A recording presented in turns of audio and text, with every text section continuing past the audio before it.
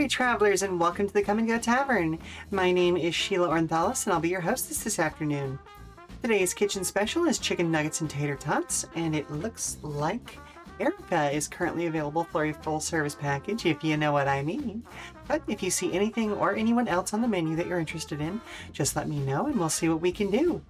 It is time for our 10th TTRPG Tuesday. Continuing with the work on Protodrive's NPCs, today we'll be hammering out the basics of the non-player drivers that the party might face on the road. But I will be open to answer just about any question about this game or TTRPGs in general as well. In particular, there is a what I'm going to refer to as a descendant system to Protodrive that has been bonking around in the back of my noggin all week. So far that I'm probably going to talk about at some point. But in any case, it's just nice to co-work sometimes, so feel free to join in with your own projects too. As always, I'll be available for comments, questions, and concerns about the tavern, as well as regular old conversation, so don't be afraid to fill that chat with discussion. And hello, Meat Stick, I hope you've had it, even if it's a boring day at work, I hope it's an okay day at work. Hello, Mistborn, welcome, welcome, welcome. Hope you're having a lovely day as well. We are just about to get started. Let's head on over, shall we?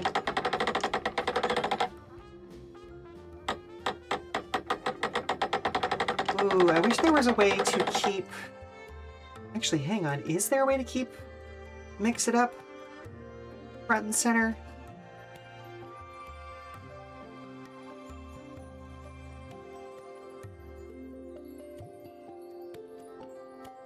Folder where it's installed. Nope, that's not what I'm looking for. General.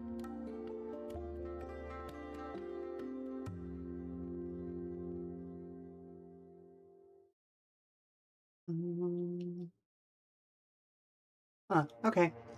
I was really hoping there would be an easy way to just mix it up kind of as the front window, so that as I go and do other stuff in the corner, I don't lose track of chat. But here we are, c'est la vie. So I'm just going to do my best to kind of tuck this into a corner so I can see my OBS feed. How about that? But yeah, last time we finished off at the end of this sort of, intro section for building NPCs. So let's take a look at some information about, base and optional mods.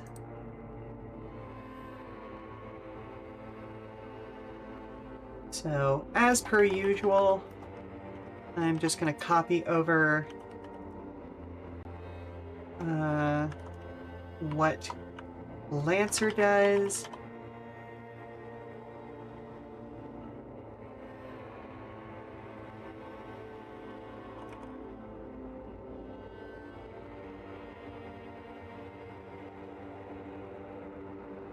Ooh, okay, that already gives me something to look at as far as verbiage goes.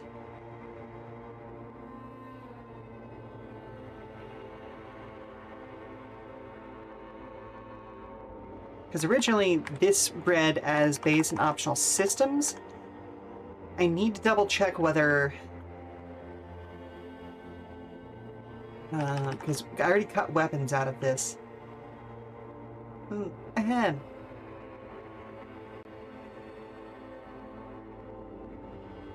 Of course, as soon as I start talking, the cough comes back. Give me a sec. I'm gonna go and self-hydrate here. Goodness gracious.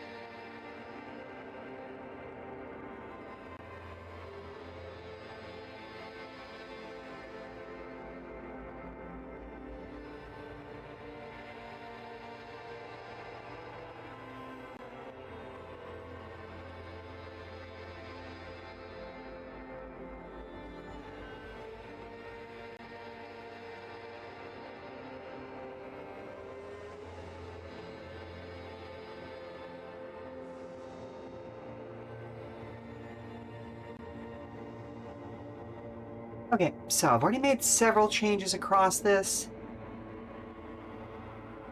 but let's dig a little bit deeper because we've got, you know, references to you as in the GM, which I've been cutting and or modifying, and obviously we don't need to be dangerous and tactically interesting, although tactically, you know, might be a good word to include here. So, and we also don't need the class here because classes refer to those special classes, not the roles themselves. Each NPC role has several base mods.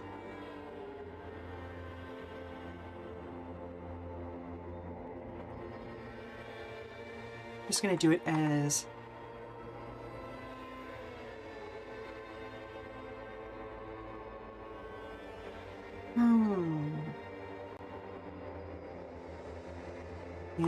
and traits. Let me get rid of that.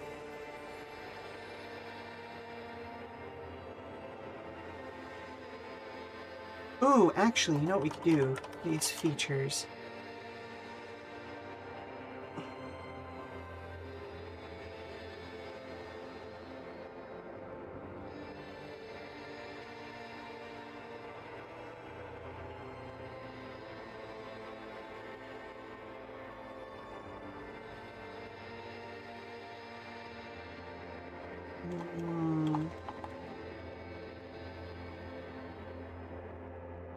Let's go with a set of base mods and traits. No.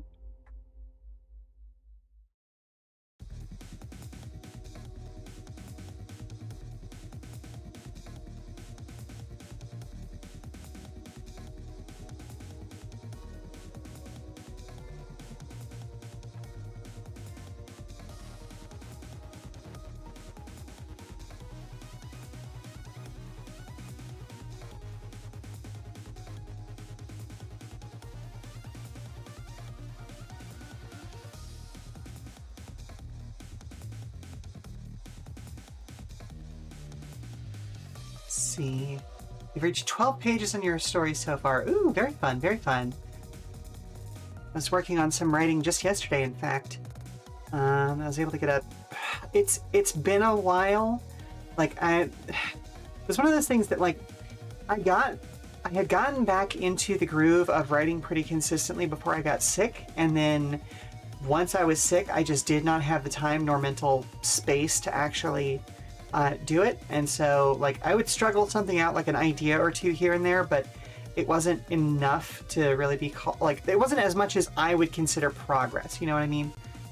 But no, yesterday I was able to actually get back up on the horse, and it was only a couple of pages in a couple of hours, but, you know, hey, I'm not gonna look a gift horse in the mouth. We gotta get back on the bicycle, as it were. Or on the horse.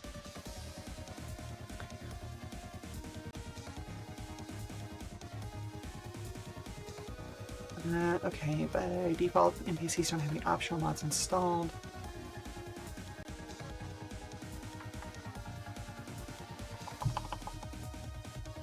The two.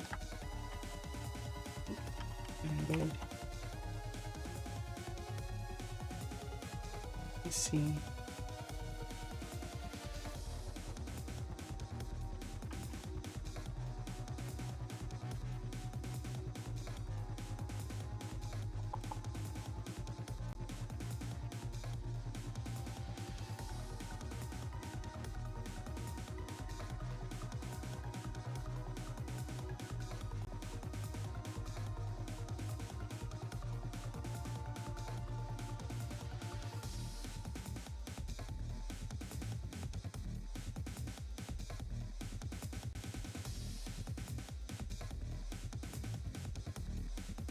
There we go. I'm not entirely happy with how this is conjugated. So by default, NPCs don't have any optional mods installed, but up to 2 can be added to each NPC to make that character, you know, like, because we're referring to each NPC here, implying multiple, and then singular with that character. So there's got to be a wording change I can make.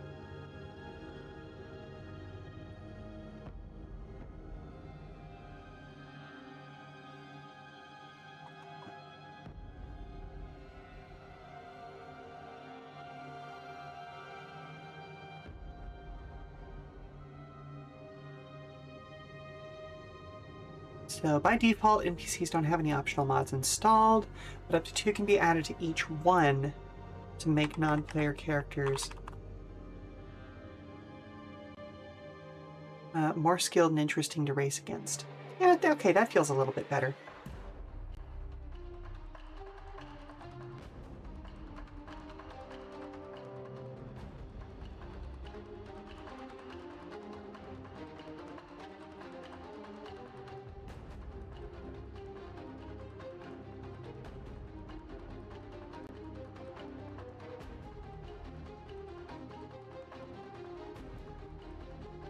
So let's see, how does this paragraph feel now? Each NPC role has a set of base mods and traits which are common to all NPCs of that role. Each role also has optional mods. By default, NPCs don't have any optional mods installed, but up to 2 can be added to each one to make non-player characters more skilled. To make these non-player characters more skilled and interesting to race against. Okay, that paragraph feels pretty good now.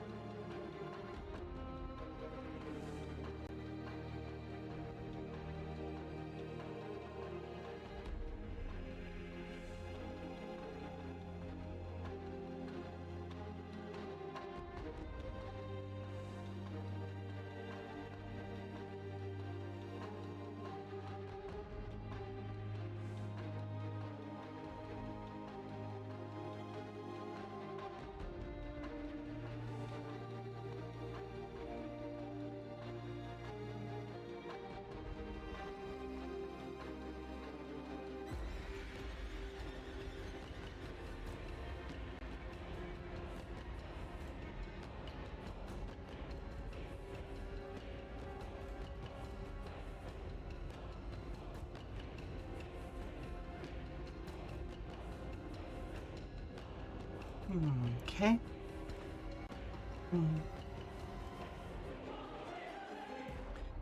Most NPCs should just have the base systems. Oh.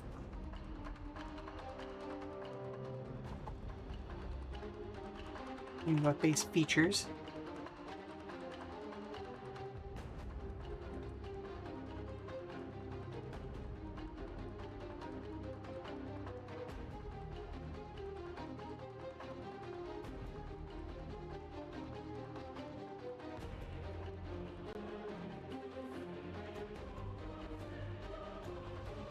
I'm actually going to change that to base and optional features.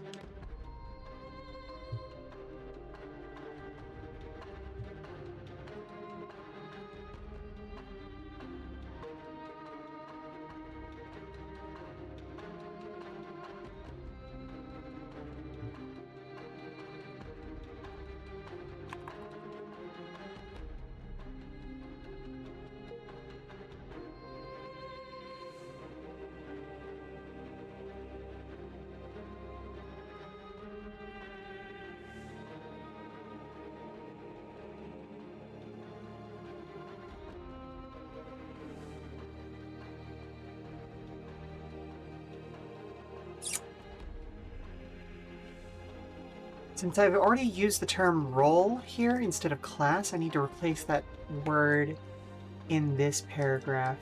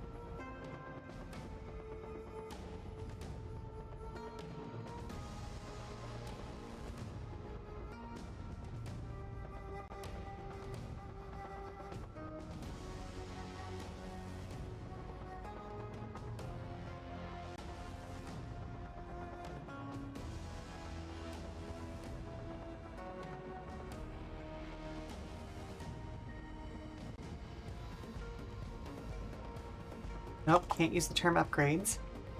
Oh,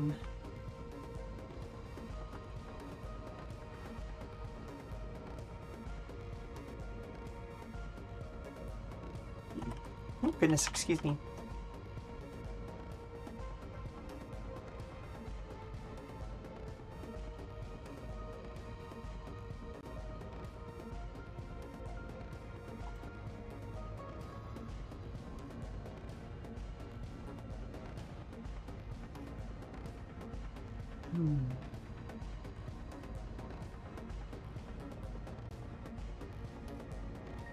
Oh, you know what? I was over here just free writing the things that made sense to me to go next, and I turn and look at the Lancer Corps book, and yep, sure is exactly the list that they've got going on there. So let's continue on with what we were doing.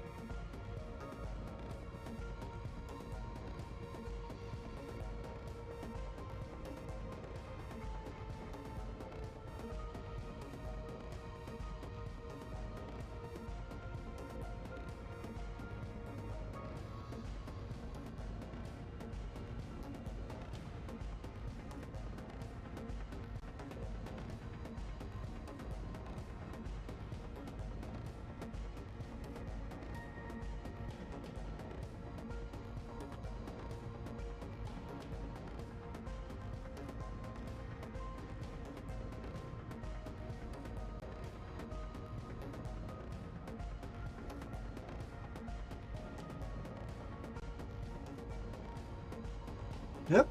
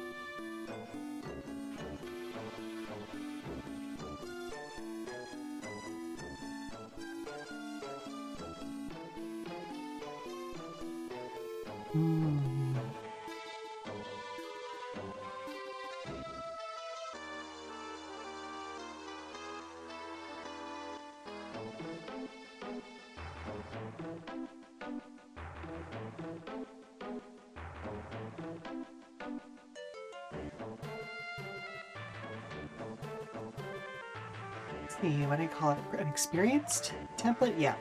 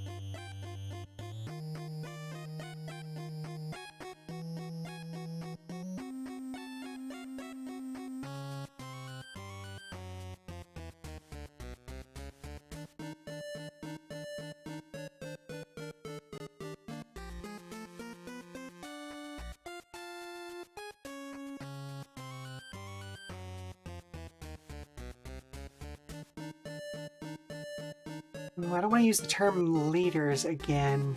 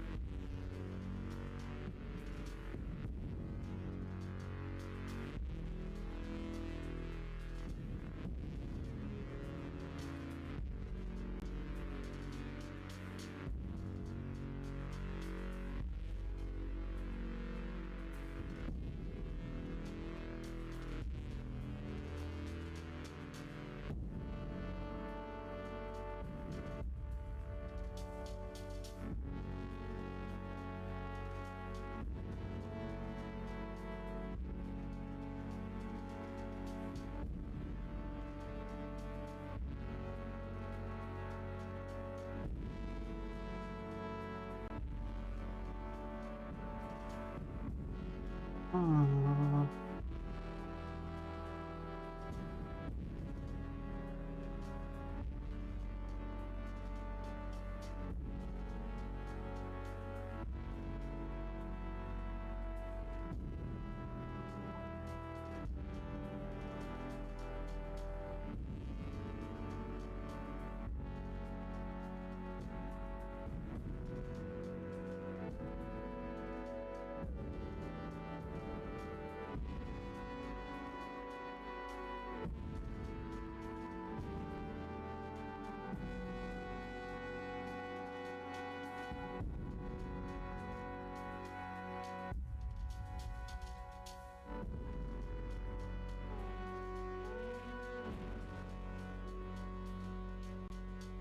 Okay, so all of this was written from the cuff using what Lancer describes as kind of the basis, but it pretty distinctly differs because I was just reading over what Lancer describes in their adding complexity session, and again, there's so much focus on weapon systems and stuff like that, and it doesn't actively describe the kind of vibe of the NPCs, and it's definitely something that I wanted to include.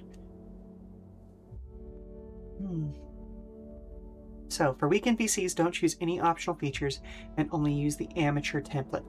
Perfectly fine to include a few speed bump characters like this in every race.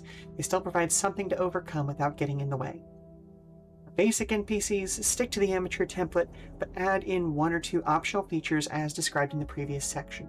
These should make up the rank and file of the background characters at any meetup. And actually, I'm going to turn that into an ampersand. There we go. They're people who might make a name for themselves one day, but haven't gotten there yet. For more complex NPCs, step the template up to the experienced level and give the NPC one additional optional feature, bringing the potential total up to 3. These are the known members of other racing teams who are up and coming, but aren't yet leaders. For even more advanced NPCs, use the professional template and give them up to 4 of their role's optional features. This can be pushed further with additional optional features, but keep in mind that adding more means they will be more difficult to manage during the game.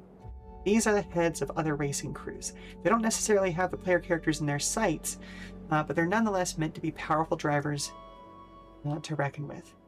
For truly unique foes, the rival role provides everything needed to create a boss fight without the need for a template.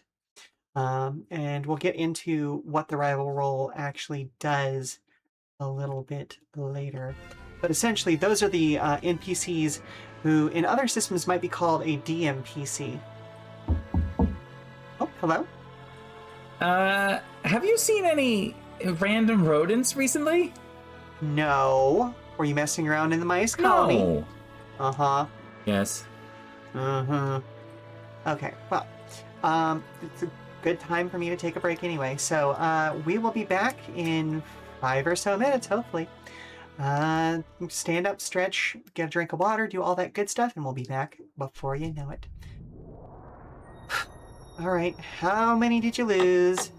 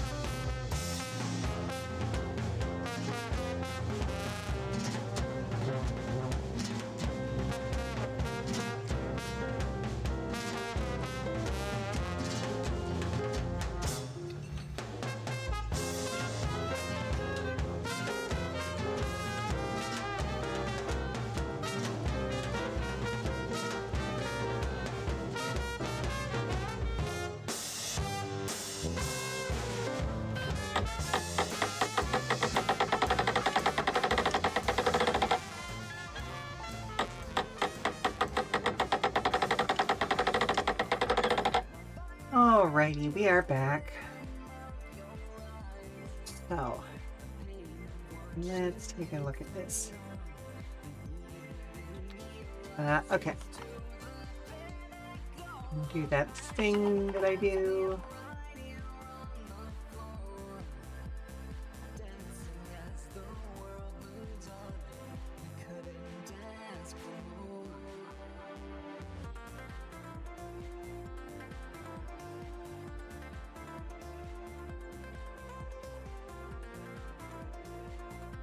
Welcome back.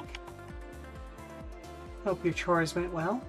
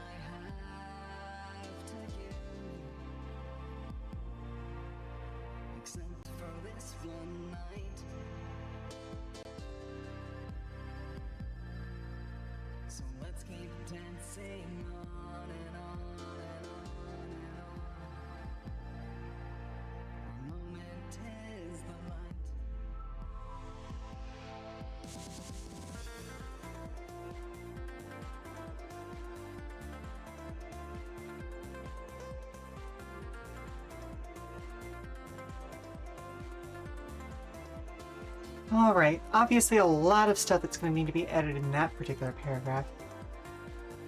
Did some dishes, brought in the potted plants, also had an edible. Ooh, fun, fun, fun. Yeah, we've got some potted plants in a place, like there's a large, like almost floor to ceiling window that we've got some what do you call them? Oh goodness, they're like the cactuses that you keep inside. Oh my goodness, I forget what they're called. But you know, like those little plants that like need a fairly consistent environment, even when the weather is doing weird things. We've got them sitting on a shelf beside one of those floor-to-ceiling windows. It's nice.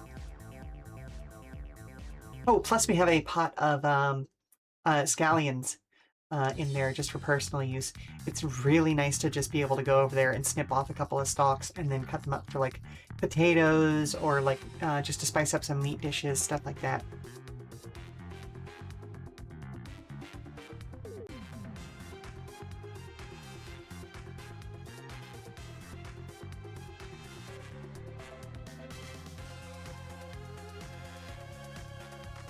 Actually, that's gonna bother me now. And put indoor cactuses and similar plants. Succulents, that's the word. Succulents. Okay, so yeah, no, this paragraph is gonna need a lot.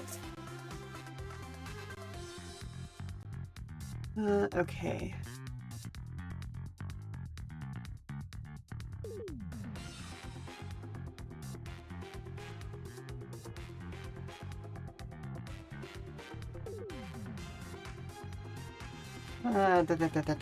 Because again, we want to remove first-person references.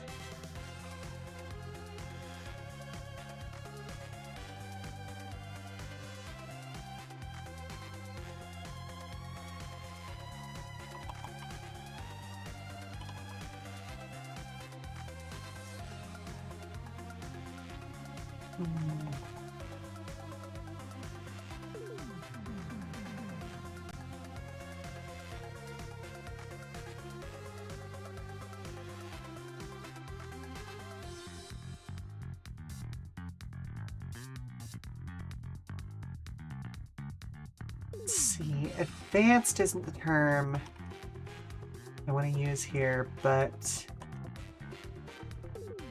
let's see what is a synonym. Let's see, that'll give me an idea.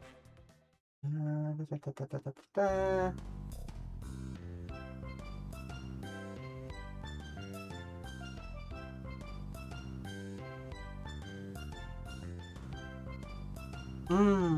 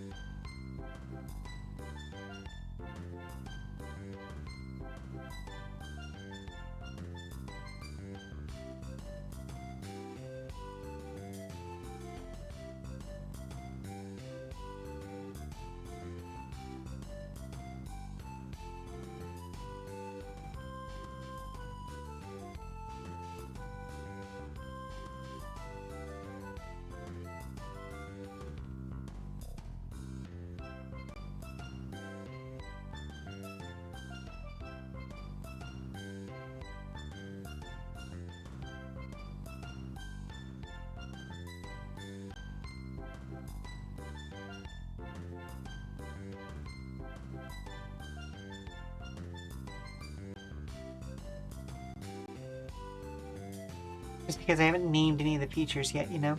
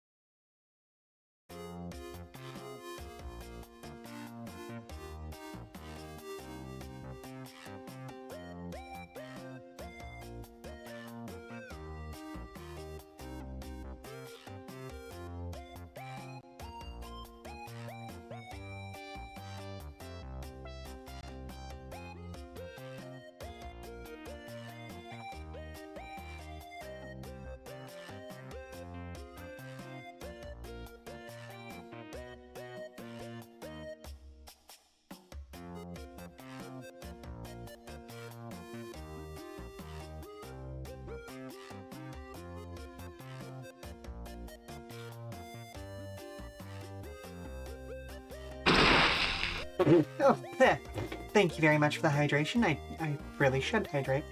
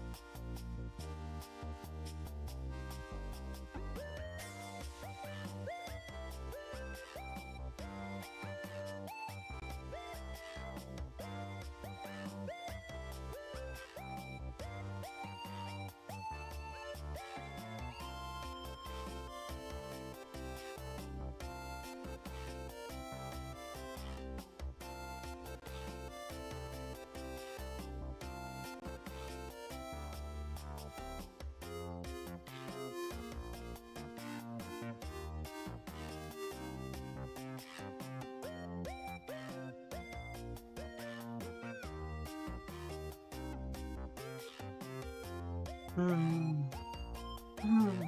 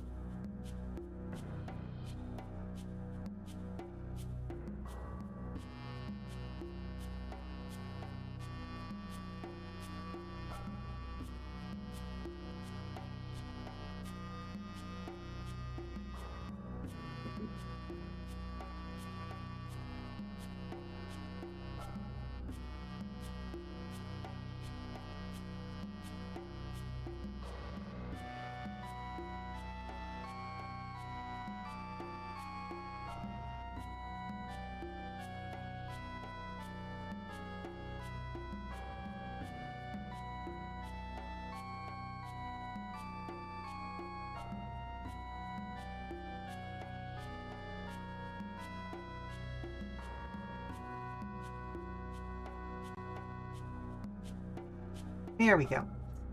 So we've got two things that we'll need to come back to and add in once we've actually developed those roles and classes, but that feels pretty good. To mix things up without having to introduce particularly powerful templates or rivals, consider swapping features between roles. For example, giving the example feature from the focused role to a hot rod NPC makes that speed demon a bit more subtle in their ability to pass the players. Special classes, on the other hand, allow for even more radical changes, like turning an NPC with the hardy role into a road-hogging beast of burden by applying the Animal Rider class and its example feature, optional feature. Yep, okay, that feels pretty good.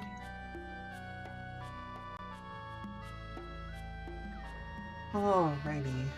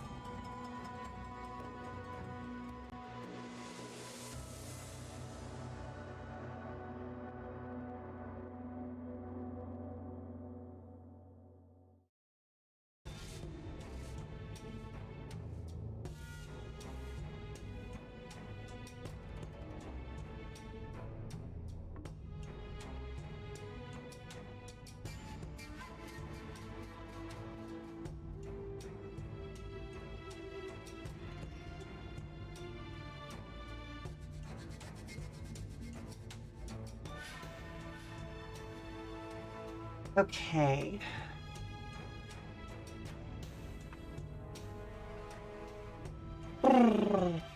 So, some things that need to be modified there. Obviously, we don't have battle groups, so that second paragraph will need to be edited pretty thoroughly. The third paragraph there makes some references using terms that we've decided against. Plus, I'd like to give a play example that's not tied to specific enemies. All right. So I already made some adjustments to this first paragraph as I was going, but let's go back through it again anyway.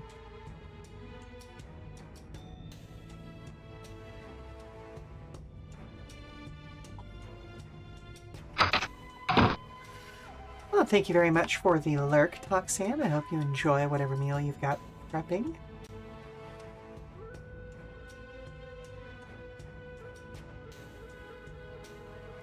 Today's kitchen special is chicken nuggets and tater tots, and Erica is probably still available for a full service package, though I do know her services tend to go pretty quick. But if you need anything else, feel free to say something or just, hang out and watch the show.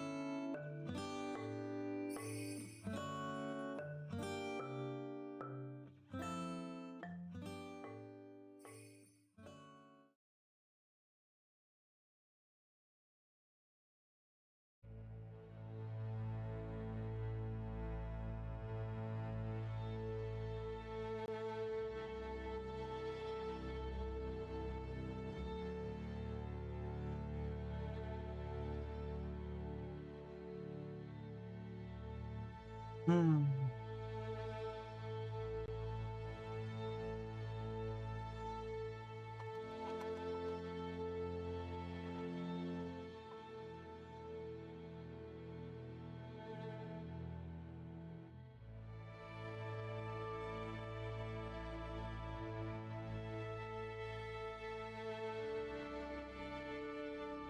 Ooh, oh goodness gracious.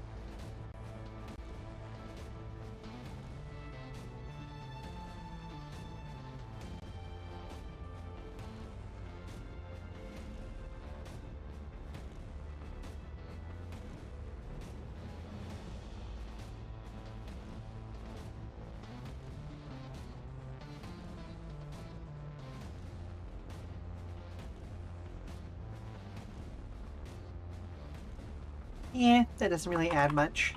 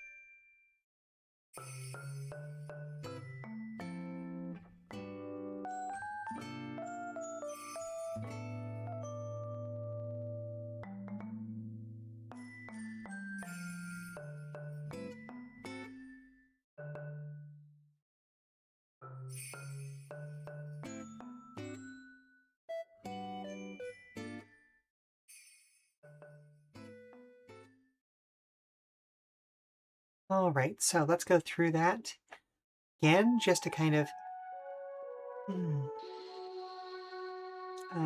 just do a what's the word I'm looking for here? Like a logic read. Basically, like does this make as much sense out loud and actually reading it back as it did when it was coming out of my brain? So it's always important to provide some basic information about the NPCs to the players, specifically no matter their custom name, the role, template, and special class of any NPCs should always be public knowledge and available to the players upon request. By sharing this, players are encouraged not just to learn their part of the game, but to also learn the specific capabilities of different NPC types and how best to deal with them on the road. The goal is to make the capabilities of the NPCs feel fairer and help the players feel more involved. There we go. I knew something was missing from the end of that one, but I needed to... This is the reason why I say these things out loud once I'm done writing them. For example, the first time players encounter the Phantom Runners race team, they should know that these are elite drivers who specialize in nighttime runs, as long as they remember to ask. Anyway.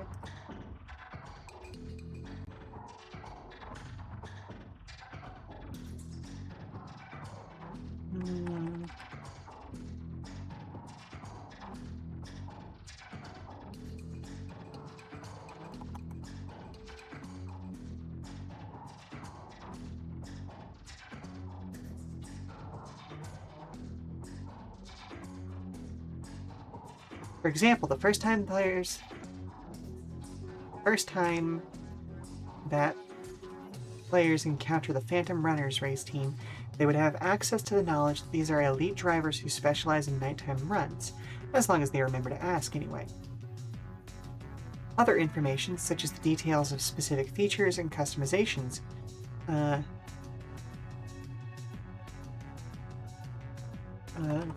NPC vehicles, can be hidden from the players to begin with, or also public knowledge, depending on how the game is being run. Okay, I don't like that bumped a couple of lines of that over to the next column.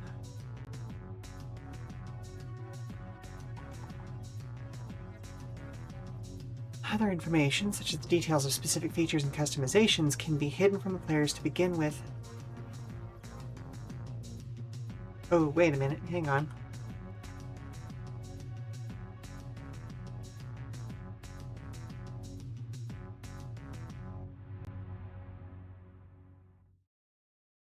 Either be hidden from the players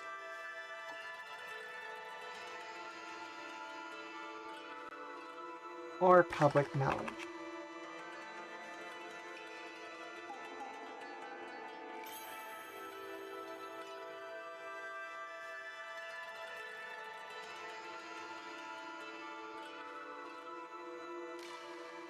Ugh, okay, I do like how that paragraph reads now.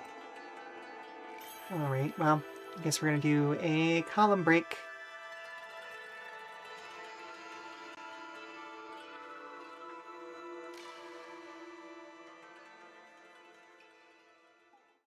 Yeah, other information, such as the details of specific features, customizations of NPC vehicles, can either be hidden from the players or public knowledge, depending on how the game is being run.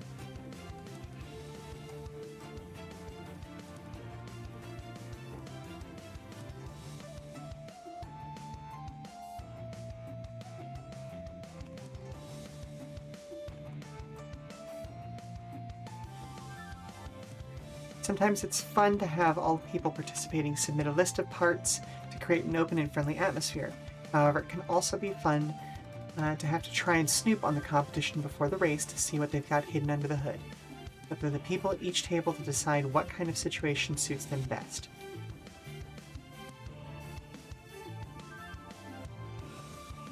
Alright, that feels good enough there. So... get rid of that. Get rid of that.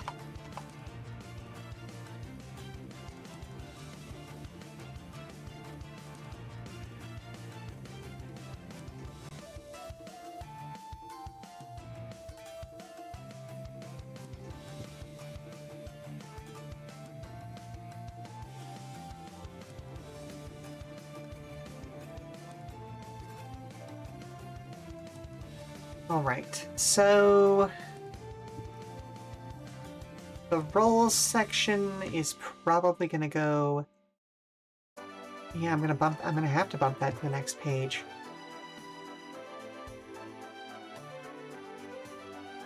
As here is where we start doing big individual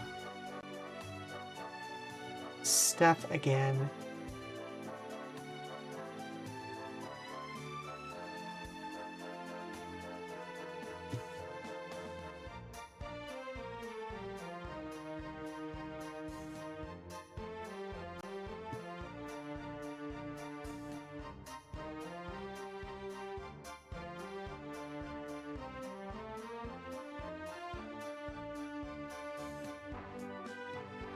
Insert a page break.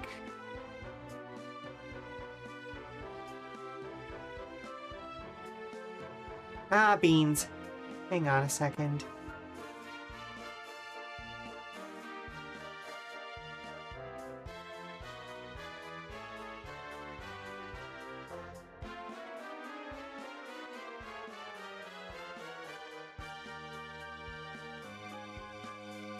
Now we get into the weirdness of formatting things in this. So we're going to do that. Insert page break. Okay, there we go.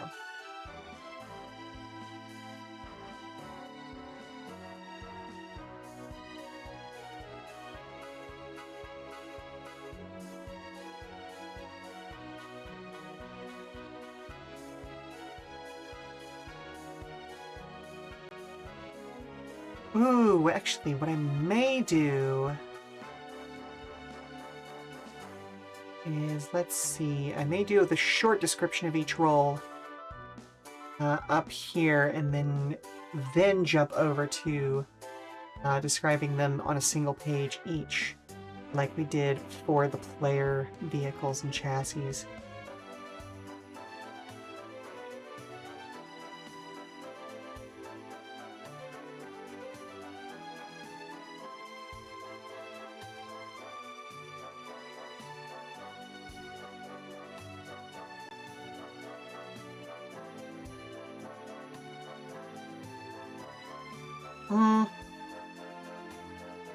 No, let's go ahead and give them their own tables.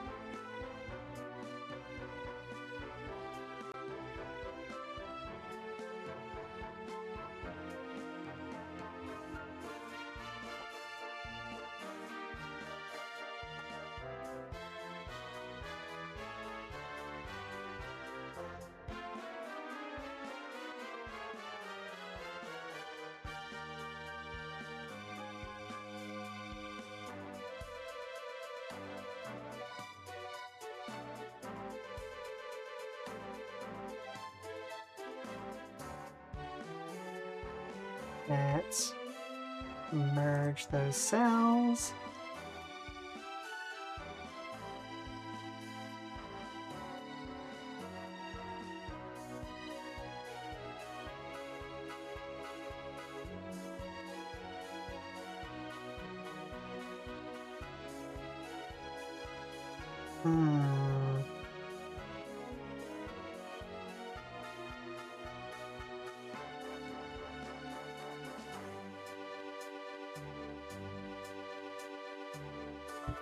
Two, three, four.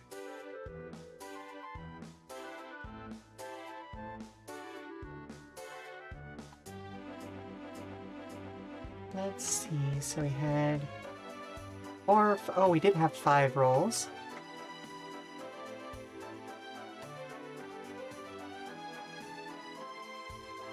Do 3 templates.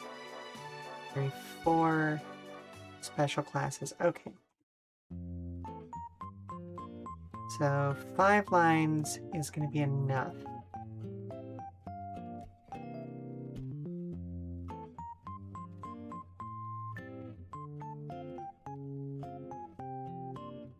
Since we're going to be copying, pasting this table, let's go ahead and... Oh, hang on a second. Merge. Merge.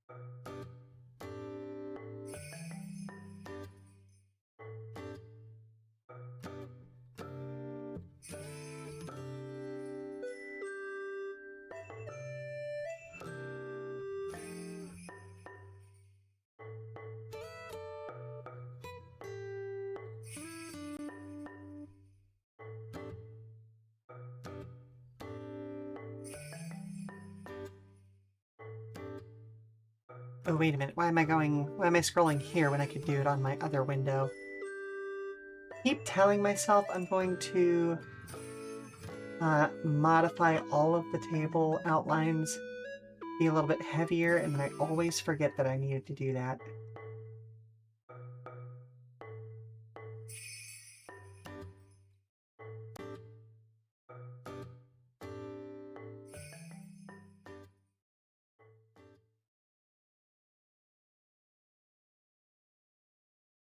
Yeah. Yeah, that's correct. Okay.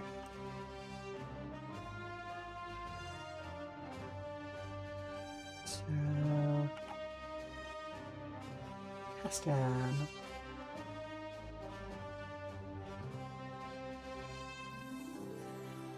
focused.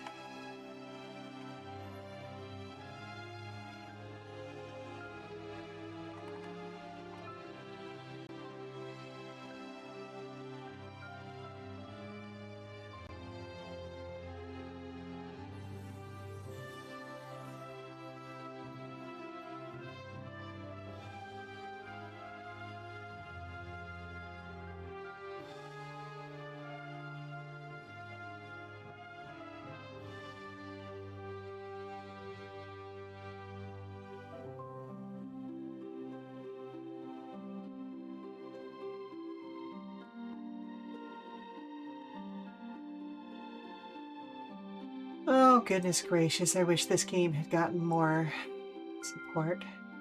I still hope it can come back one day. Because I know that there was more that the devs wanted to do with it, but... Oh, it was such a gorgeous game. Okay.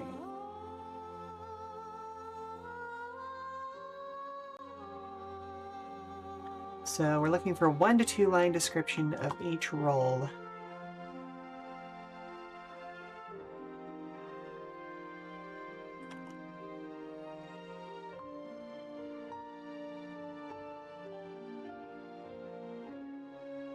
Daily driver turned into a nightly monster. No, I may want to use monster later when we start talking about the Hardy to compare it to monster trucks. Into a nightly racer.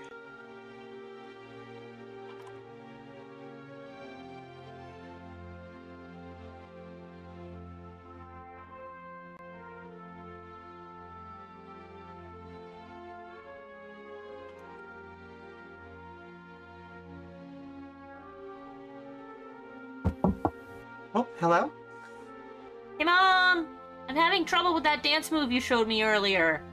Alright, well, show me what you got, sweetie. Up and down and... Mm-hmm. Okay, I see what's going wrong. Give me just a moment to finish up this description, and I'll be right with you, okay? Alrighty.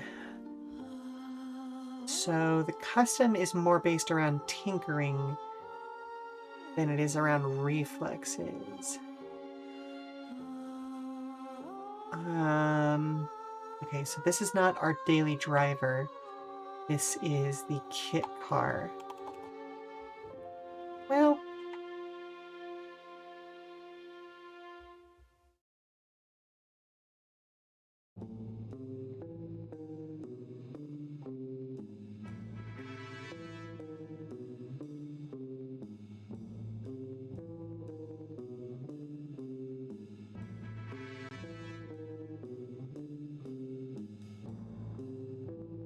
And let's see, was that driving modifiers or driving mechanic skills?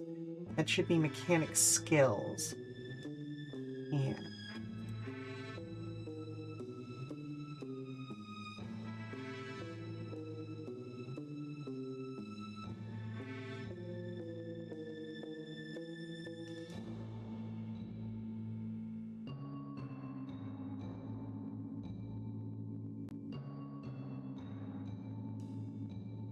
Alrighty, so I'm gonna go help Lila figure out what's going wrong, and we'll be back in 5 minutes, okay? I'm gonna run a commercial while we're away, and yeah, so stand up, stretch, do all that good stuff, and we'll be back very soon. Bye-bye for now! Okay, so you're gonna put your left foot in, and you take your left foot out, right? And you put your left foot back in, and you shake it all about.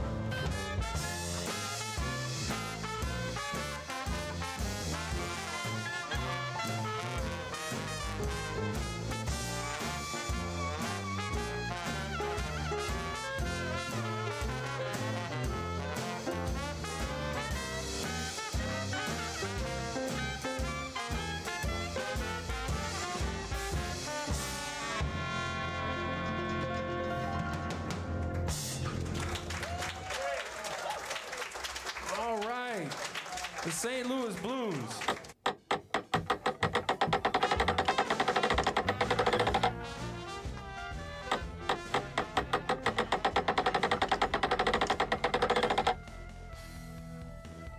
Okay, setting myself back up. Took a little while longer than I expected it to, but we are back.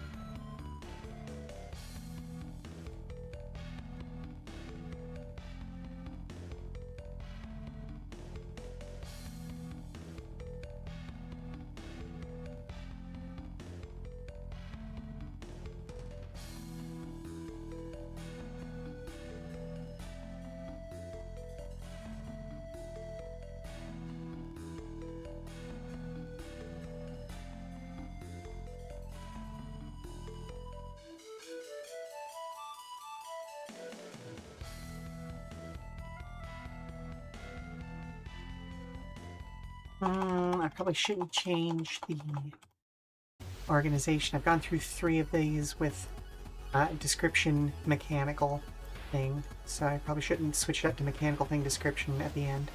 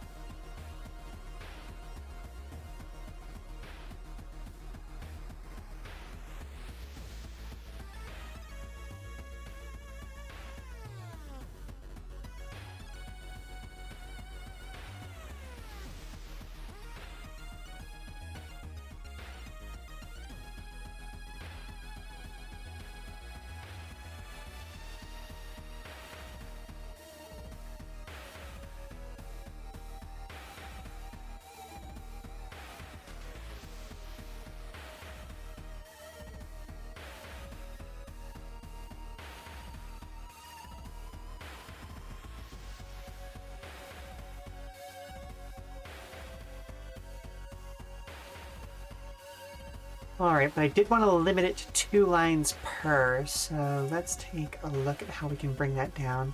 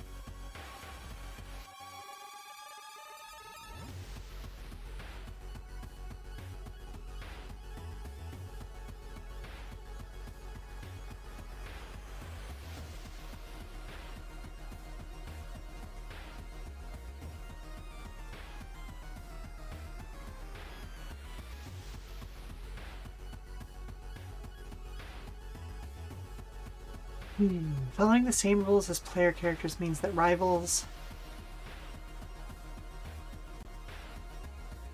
have a highest variety of mechanic skills, chassis, parts, upgrades, and talents of any NPCs. There we go. Okay.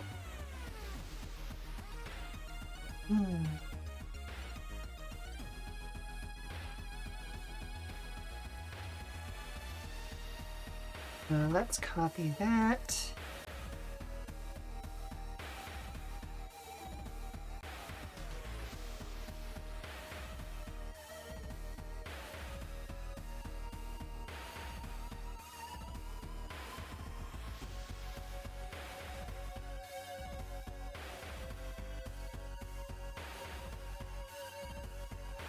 Should be heading 2, they should be heading 4. Okay, so I want to put something down here in heading 3. That would make sense. Oh, actually, hang on. Let's just do quick descriptions.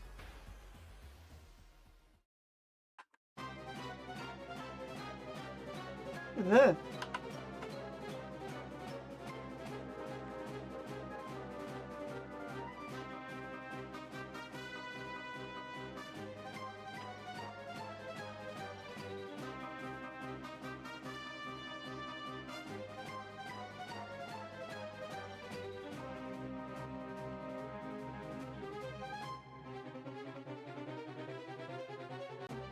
And let's take another look because we've got 3 templates.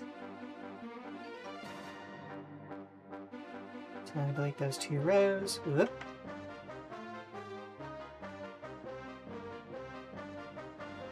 So we'll take these 2 out of the middle. How about that? There we go.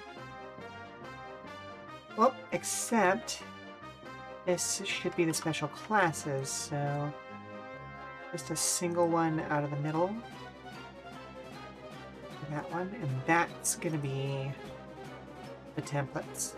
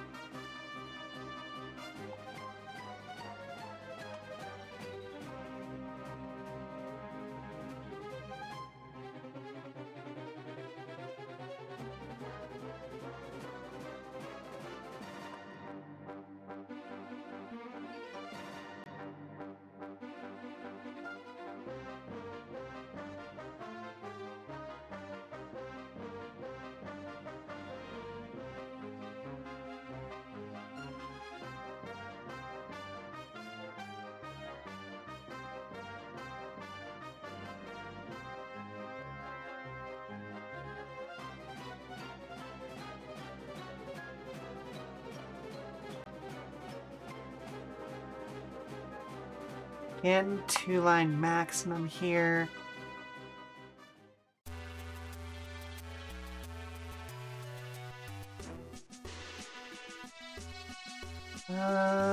Let's actually go back up here and steal the text. Ooh, except I didn't actually describe them there.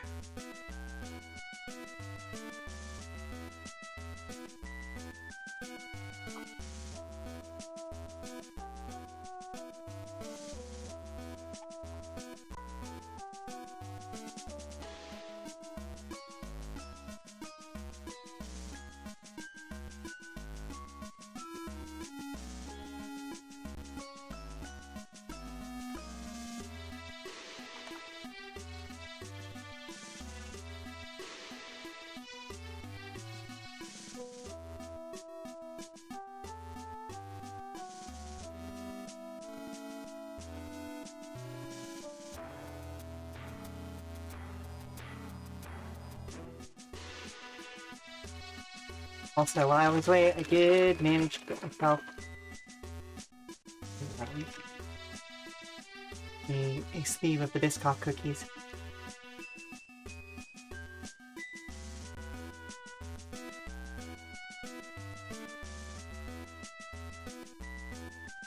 I forgot I had hidden some of these in a cabinet as a treat for myself a few months ago.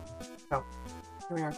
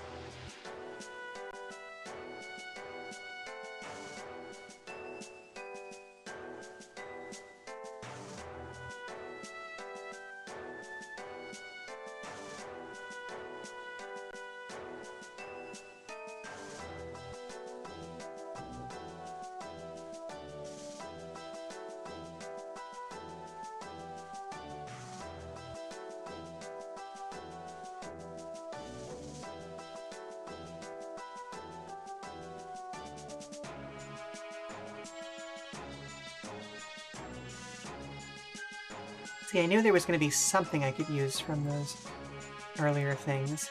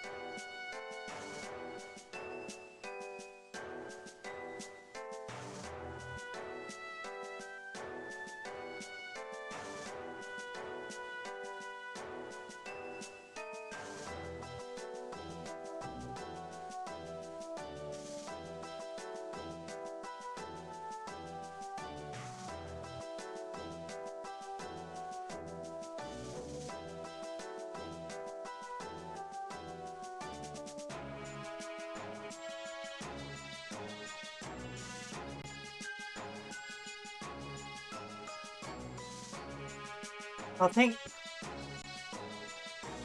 excuse me while I run in place for a second, because my watch has not detected that I have been standing this entire time. See, this is what comes from doing so much cardio on a given basis, because my heart rate is so low that even when I'm standing up for hours on end, the things that are made to detect that and all those sorts of things don't actually notice it.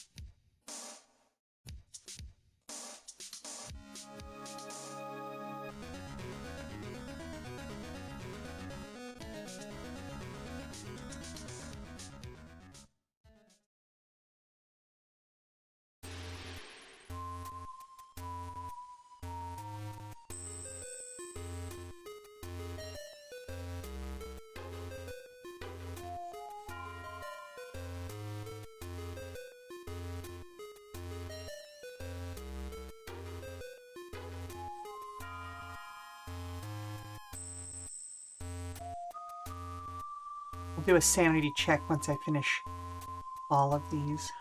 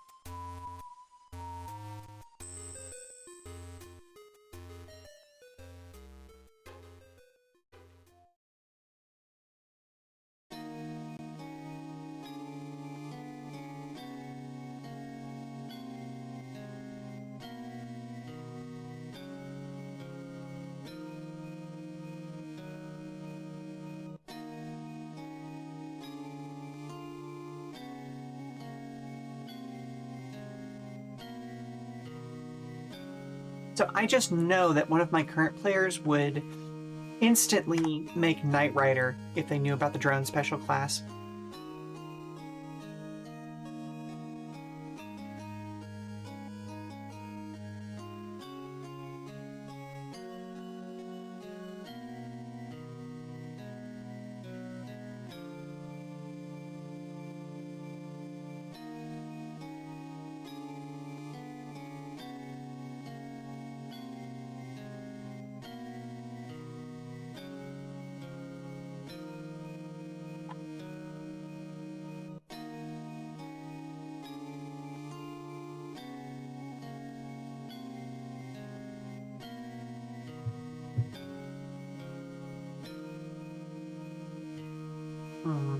Should probably stop eating particularly crumbly, hard cookies right above my desk while I'm trying to type a bunch.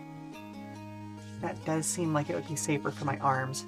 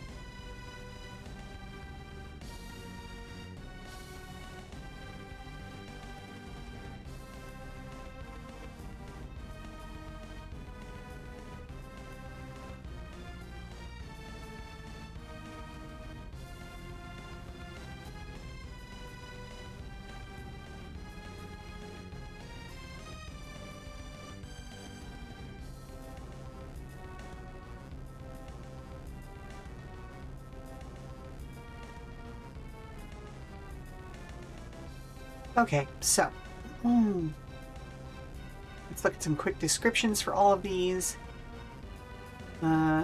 Custom. A daily driver turned into a nightly racer. The custom role is for those NPCs who value tinkering as their mechanic skill of choice.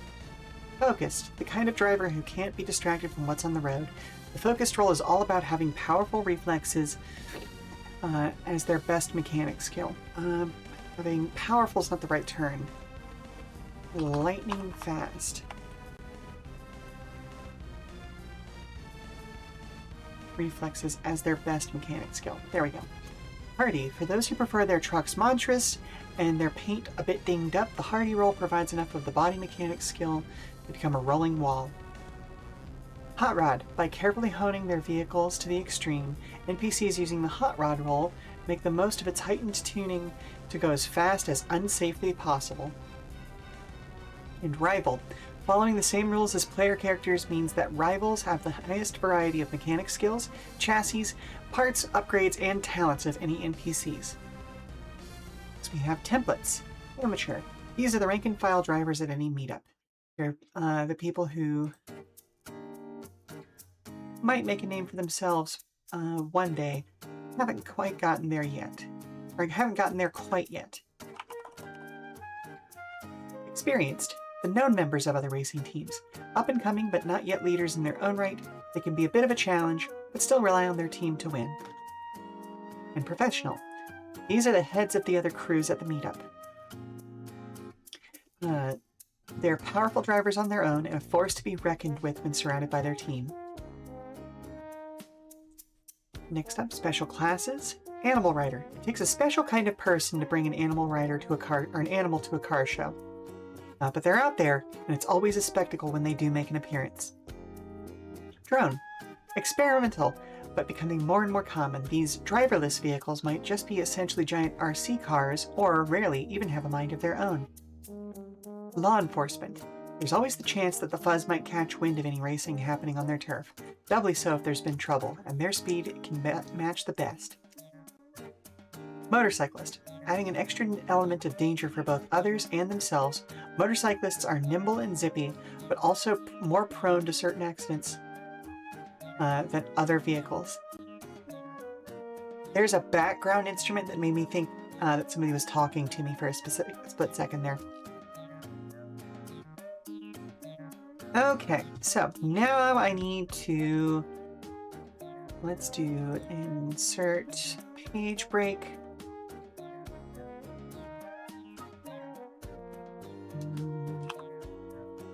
And we'll get rid of this one.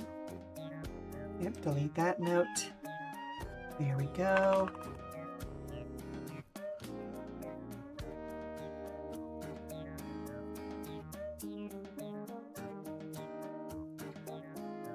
I have a feeling that each one of these is going to get their own page.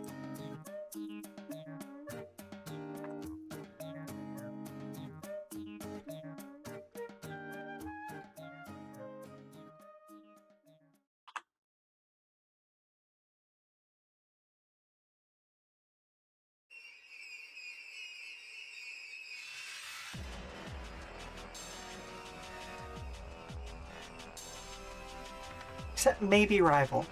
I don't know. I'll make a decision about that one when we get there. That one might be mostly an art page. That sounds about right for them. Let me go over to templates and special classes.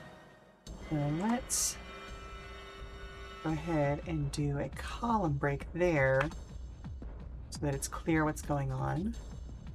Okay.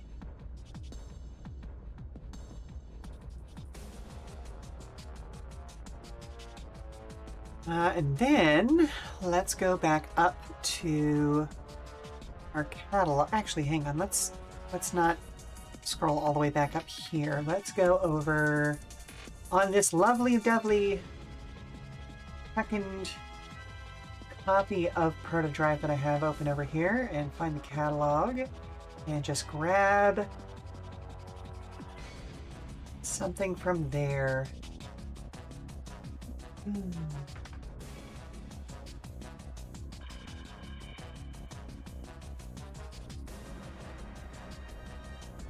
So let's bump that to heading 4.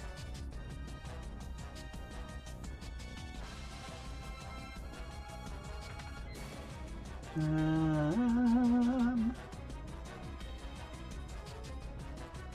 we're going to grab the page and description of the Bold Ultra Hauler. Drop that in there. Do it.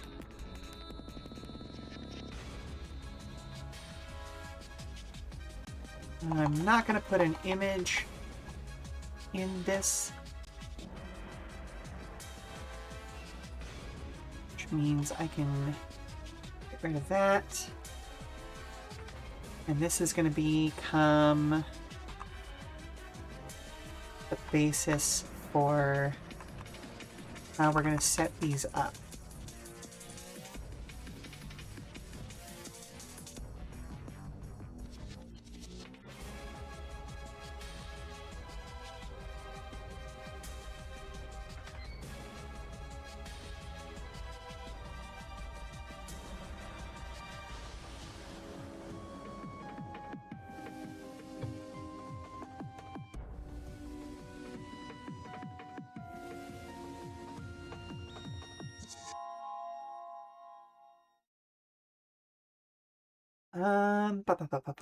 So, okay, you know what? Actually, since this isn't a specific vehicle, let's get rid of that.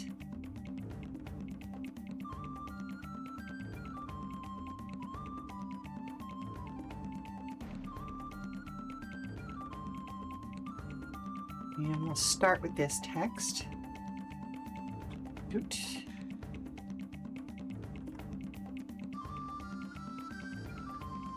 I'm thinking 4 lines at the most.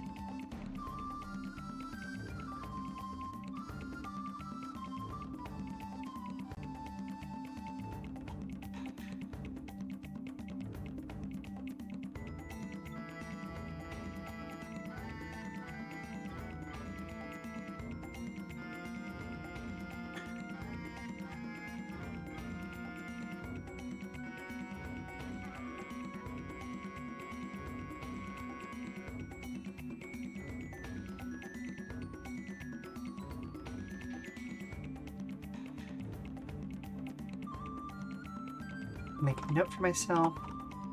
Add more.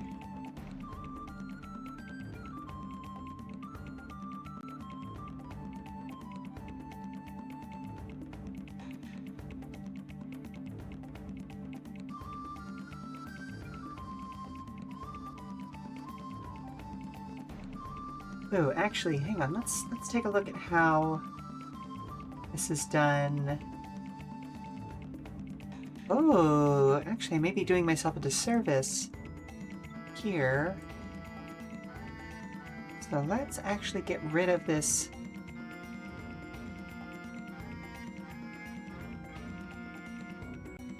Now let's get rid of this table.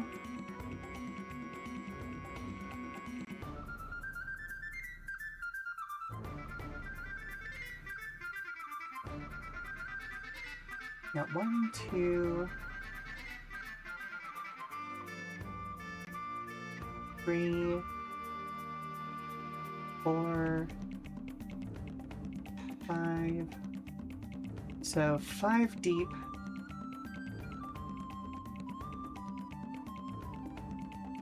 Six by 5. That'd be a good idea for the table. So 6, 5, 5. Okay, there we go. So those two can merge. Actually, before we go much further, let's go ahead and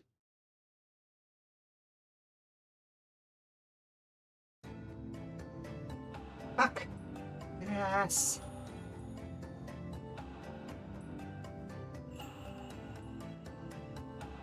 I'm really hoping I could select all of the outer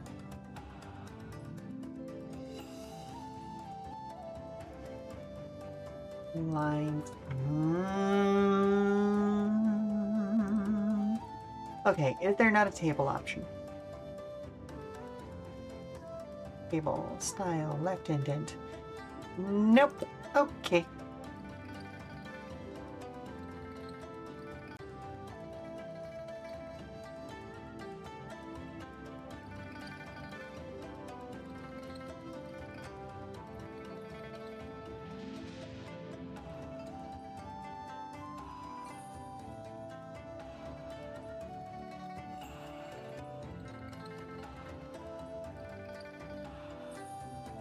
Once I've done this for one of these tables, it'll nicely copy over to the others.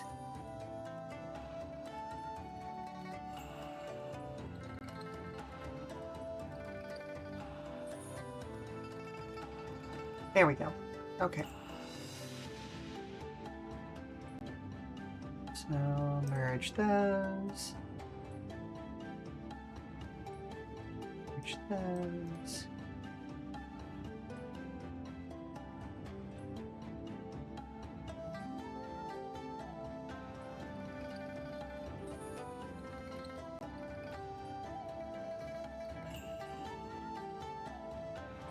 So there's that color.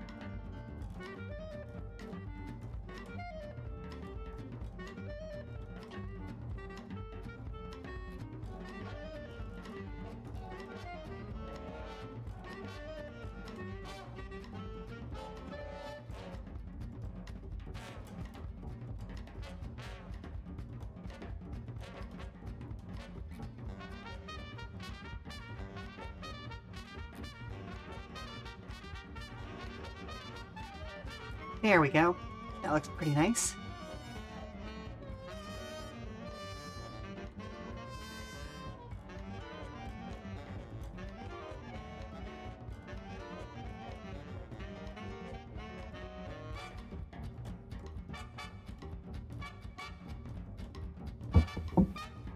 Oh, hello?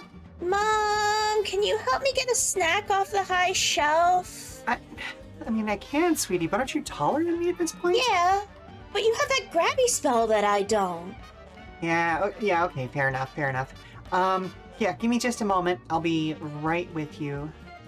Now I just want to finish organizing this table.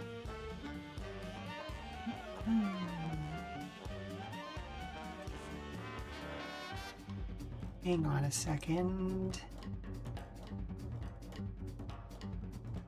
Oh, beans. There we go. And let's redistribute columns. There we go. Okay.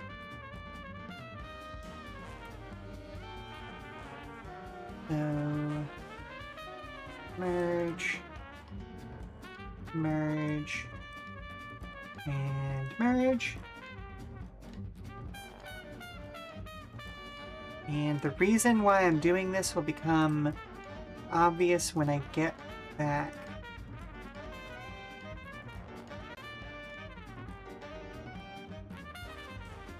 There we go. Okay, so I will be back in, let's say, 5 minutes. I'm going to run a commercial while I'm away. And then we will get to actually statting out our first NPC role. But yeah, we'll be back before you know it. Okie dokie, sweetie. So, I've already gotten myself a snack. What would you like then?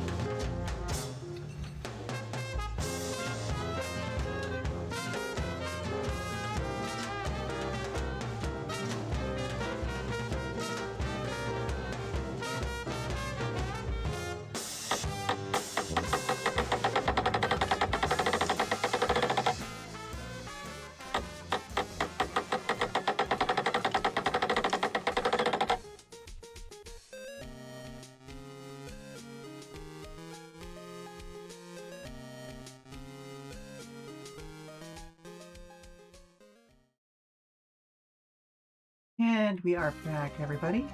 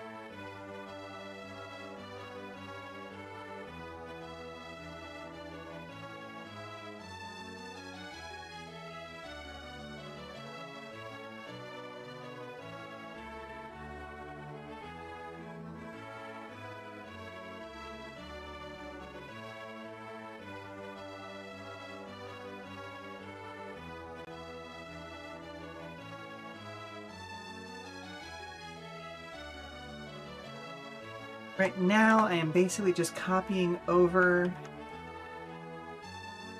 what is available in the Lancer core book. And then we're gonna modify from there.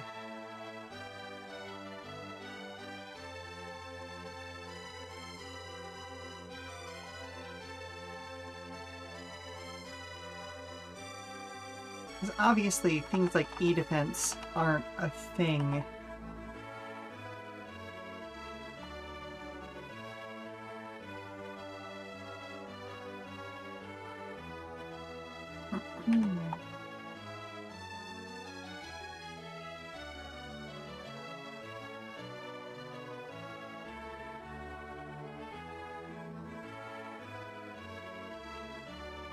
Copy, paste, copy, paste. There we go.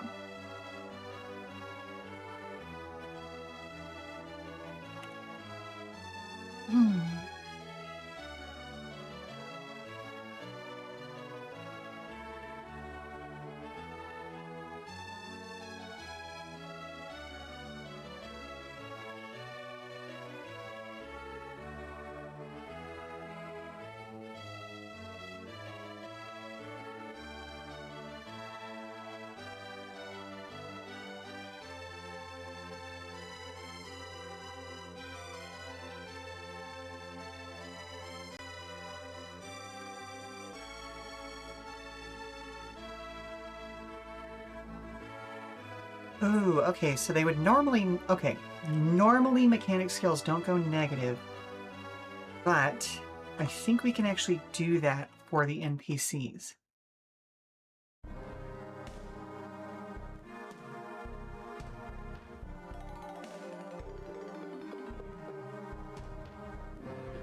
So the way that they have this spread out here is one skill at +3, one skill at +1, one at 0.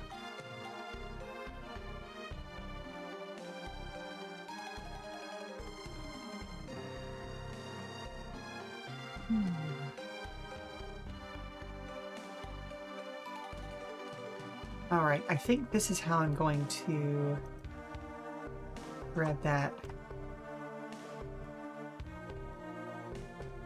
for the custom. Like, that makes the most sense to me because this is somebody who has done a lot of customization on their vehicle.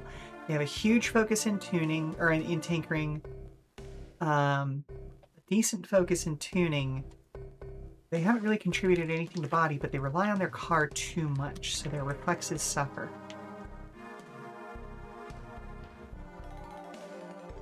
Yeah, that makes sense to me. Also, their reflexes suffer. Isn't language fun? Because reflexes and reflexes are two different things.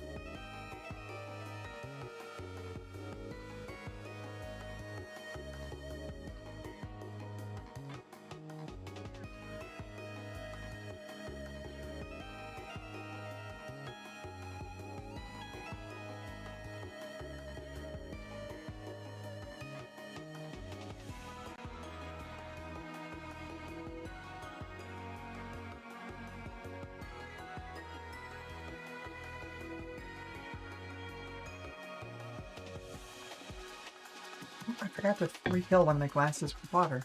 Oh well.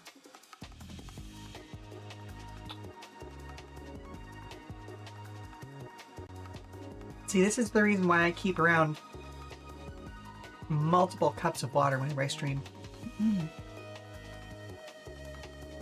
Because that way I never oops my way into a situation where I don't have anything.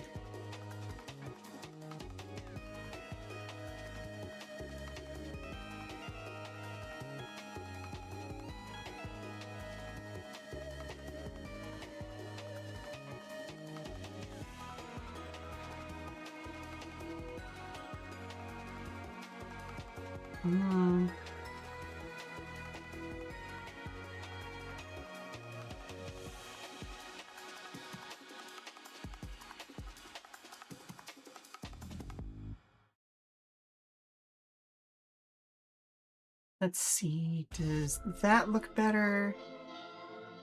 Or would it be better as merged and turned into two columns? Oh, we can't use columns instead of a thing, so, okay.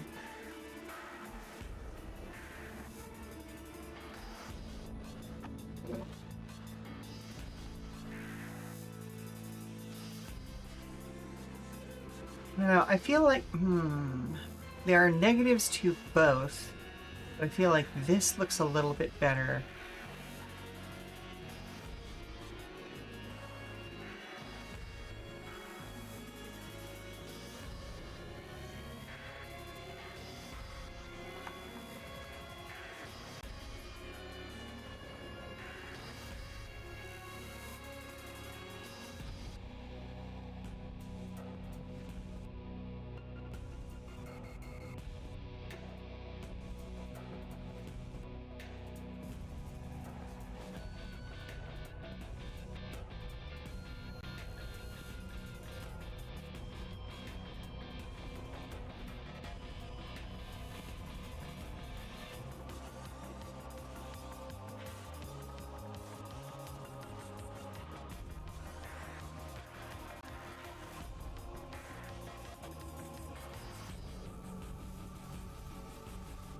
Ooh, yeah, that looks great. Okay, I like that. I like how that looks. Also, what are we listening to right now? Oh, it is Sorry We're Closed. Okay.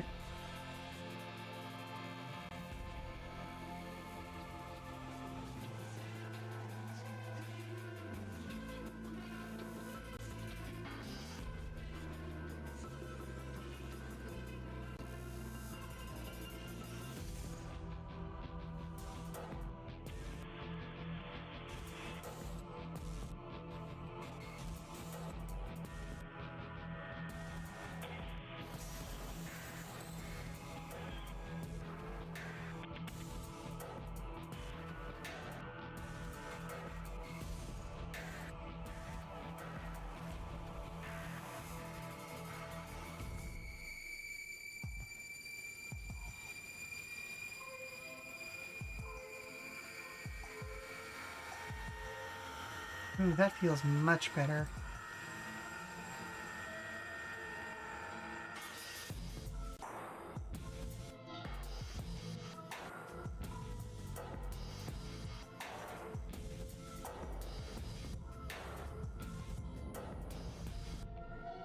Have those internal divisions be a little thicker, but not so thick as the outside divisions. There we go. All right, so let's take a look at the stats that are needed.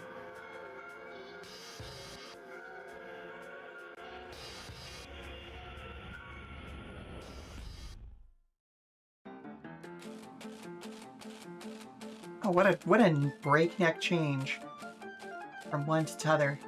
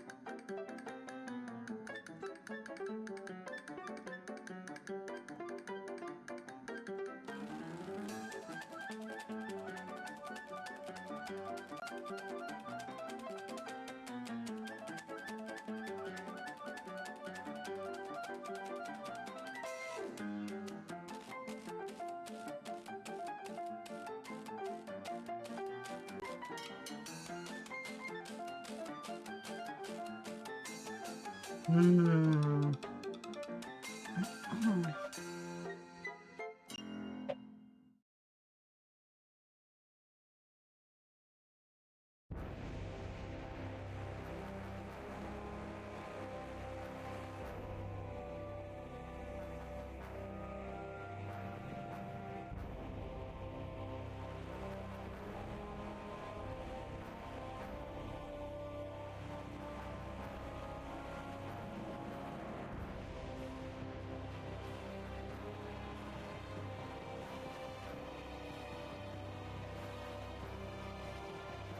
I'm also looking at the derived modifiers, so like the driving modifiers now, because do I want to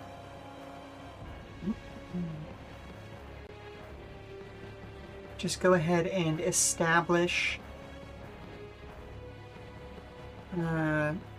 like acceleration, handling, drag, and fuel mix just right off the rip.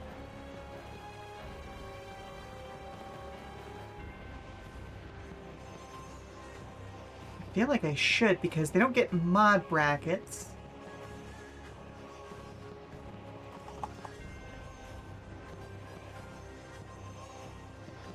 It would...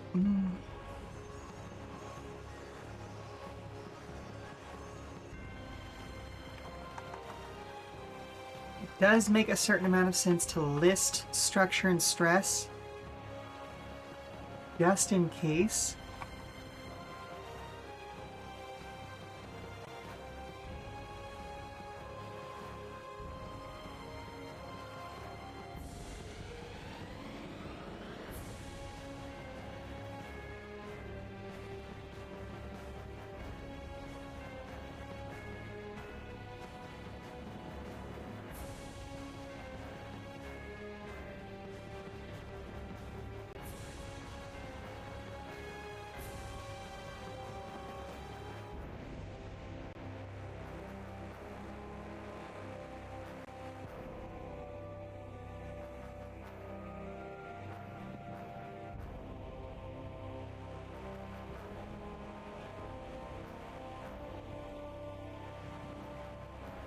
Yeah, that feels better.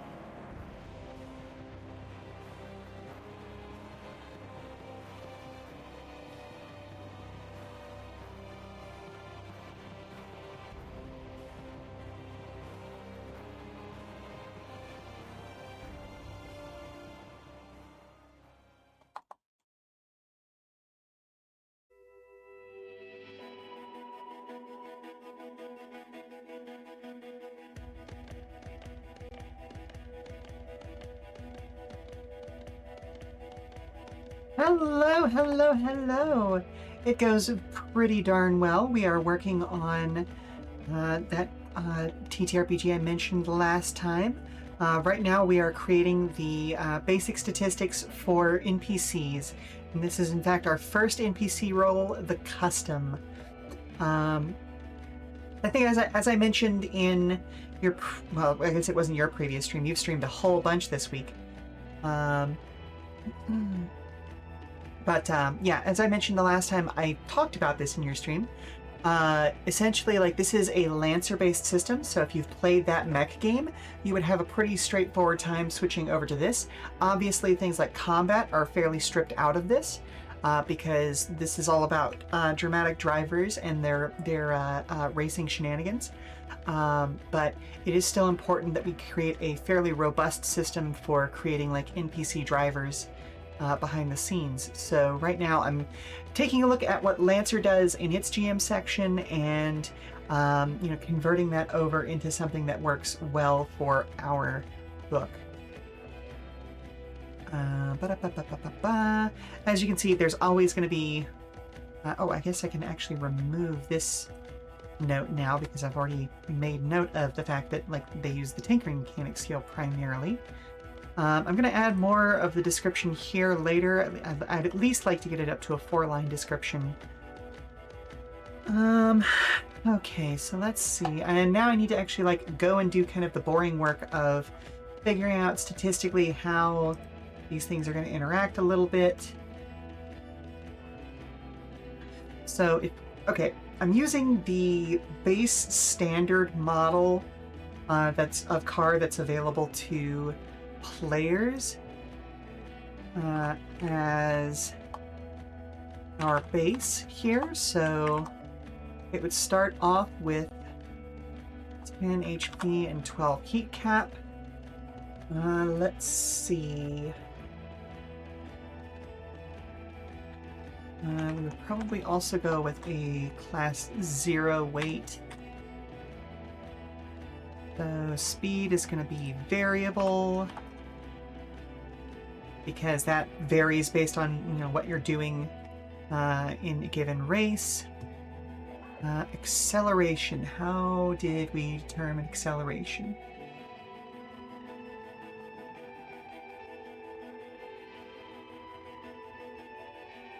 Okay, acceleration. Oh boy. Do I have that? Ooh, that is a very out of date Reference sheet.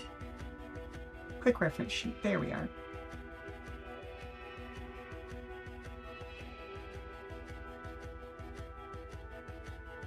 Okay, my quick reference sheet is not going to be useful for this. Right, because, yeah, the quick reference sheet only deals with the things that you need to refer to quickly during a race. Not all of the crunch leads up to it. So let's go take another look. While we are serenaded with music from the wonderful game Paradise Killer.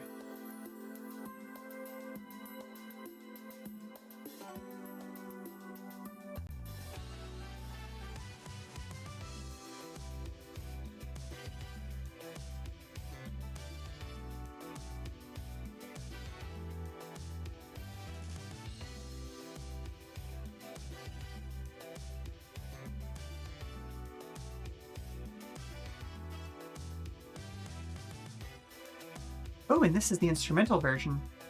I wasn't even paying attention. I just know this song by heart. I can hear the singer's voice in my head as we go through this.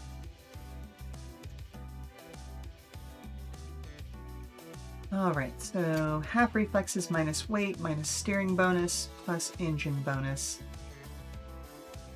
Alright, so... Oh, where did we go rounding in this game? We go rounding up. Round up. Yep, always round up. Okay. So, thought that was going to be the case, but, you know, always a good idea to check, especially on stuff that you haven't been working on for quite some time.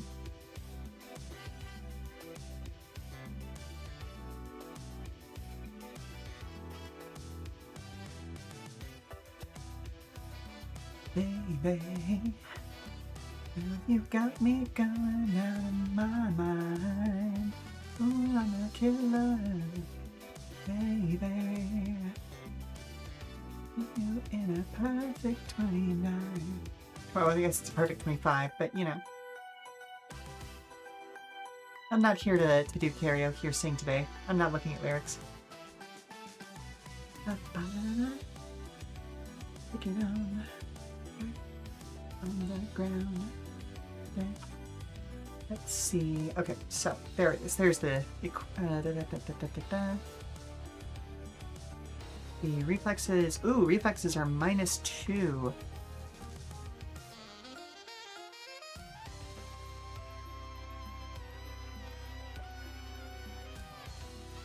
So, technically speaking, let's see, half reflexes -2. So half of that would be technically an acceleration of -1, but I don't want to carry an NPC that goes backwards automatically. So let's assume a steering bonus of 1.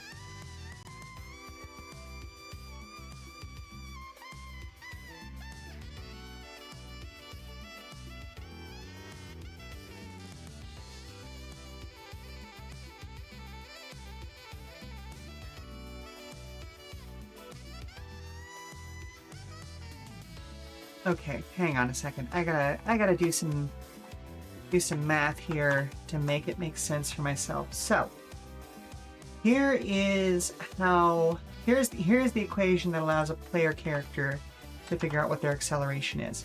Normally this is taken care of by the character sheet, right? Wait, hang on, let me pop this over here. So what we're looking at right now are the derived modifiers. These are the ones that like actually get used during a race. And so like this is just a test character, so I can futz with it all I want, right?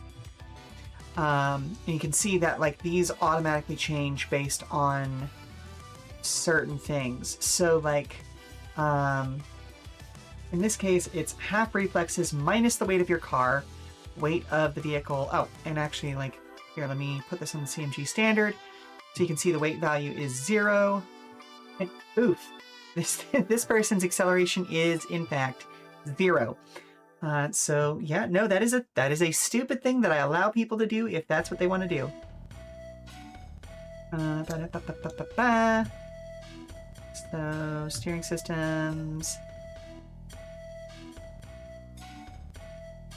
So they would have to set...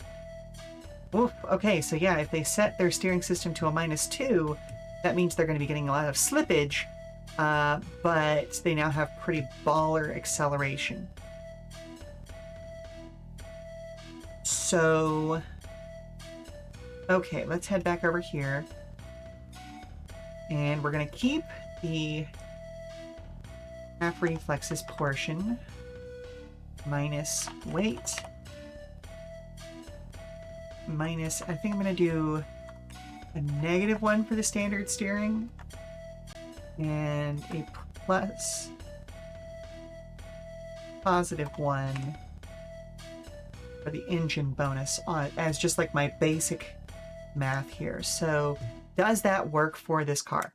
My basic idea here is that even the car with the worst reflexes in the NPC should have at least 1 acceleration by standard. So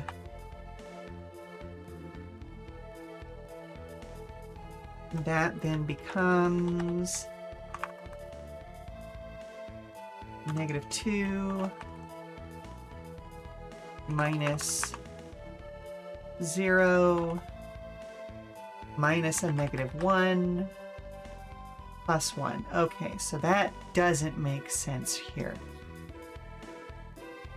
So I guess if I do the engine bonus as a +2,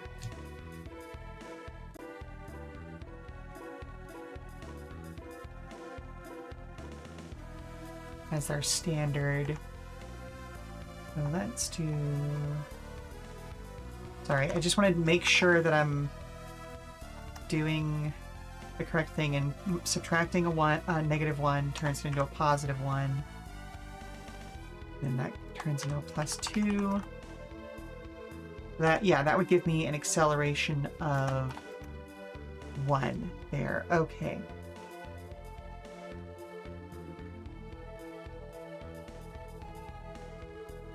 So what does tinkering do for us?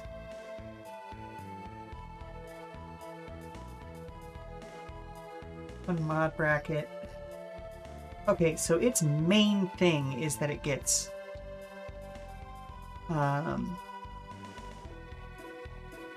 additional mod brackets for every 2 points of tinkering.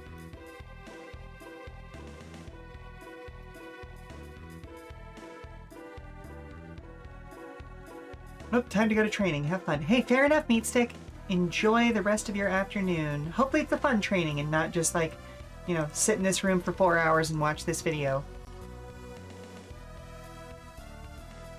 So I think the bonus for the custom is that they automatically get 1 additional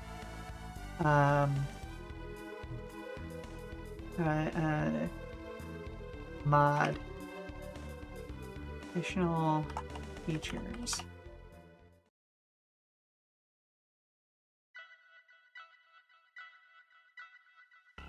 So let's see.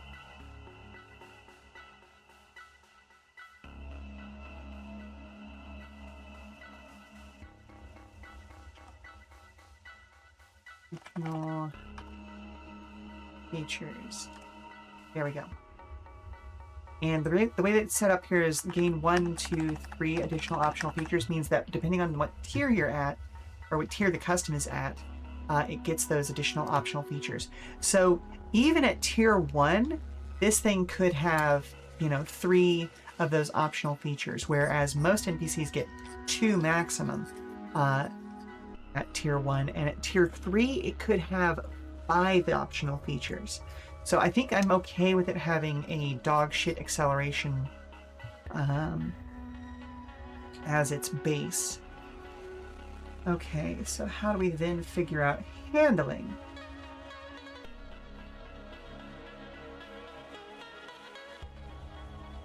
So I'm going to go ahead and just solidify that comment.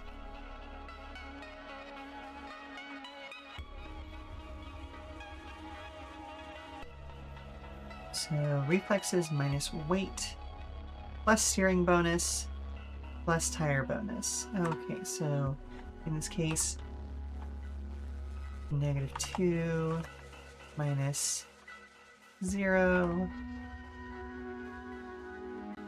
plus the steering bonus. Gonna be another -1 plus the tire bonus. Or actually, this should just still be reflexes and weight, shouldn't it?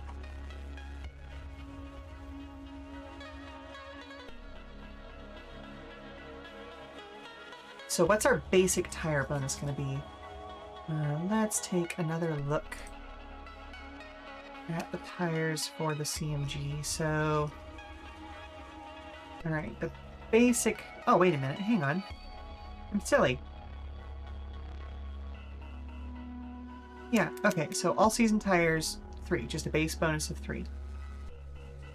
So, oops, positive 3. So we're looking at -2 minus 0 plus -1 plus positive 3. Okay. Oh boy, okay, so that's gonna resolve out to just straight up a 0, isn't it?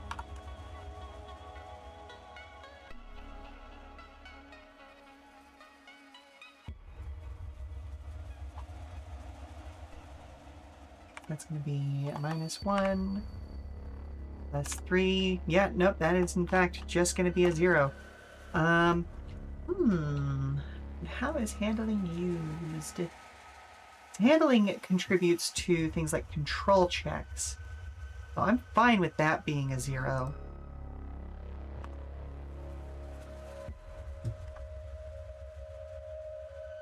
And then let's take a look at drag.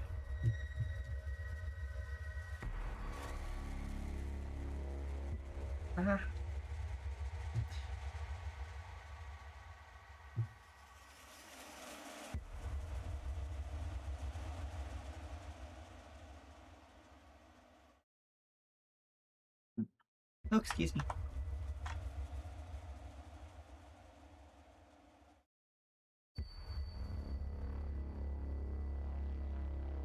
So let's see, what was that? Oh, we didn't do a brake bonus. Okay, so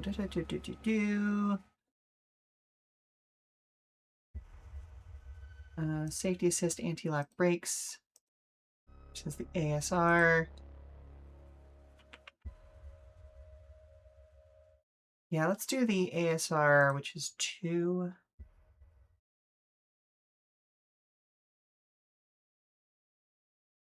And then we did do a tire bonus.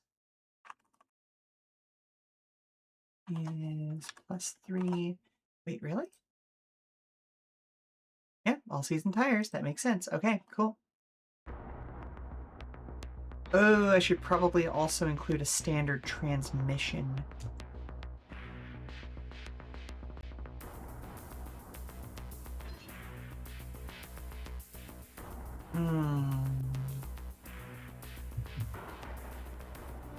I'll make that another... Yeah, I'll make another line for that in this table, but we'll do that in a second. Okay, so half... yep, half 0 is 0. Plus a +2 and a +3.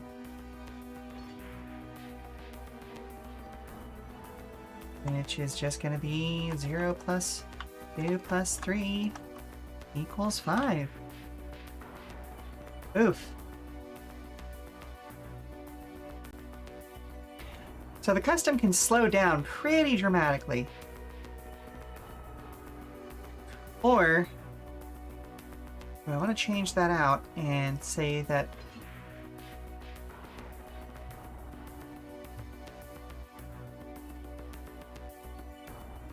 nah, I'm going to leave that as a 5. If it becomes a problem, I'll change it my math later.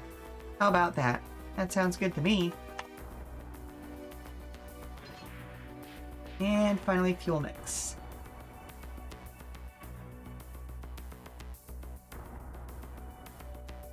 Tuning plus intake exhaust bonus.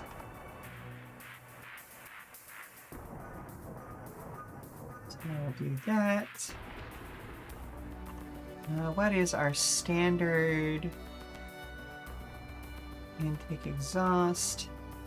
Just a 2, okay.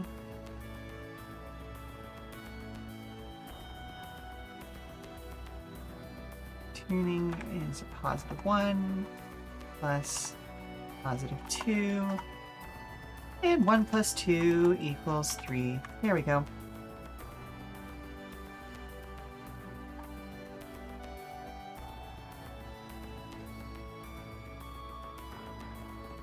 And you can see why we hid as much of this math as possible behind all of the like automation in the character sheets, because having to figure this sort of thing out on the fly isn't difficult.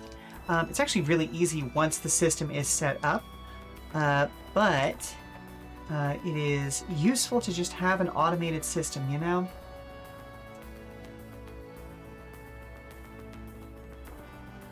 So let's see.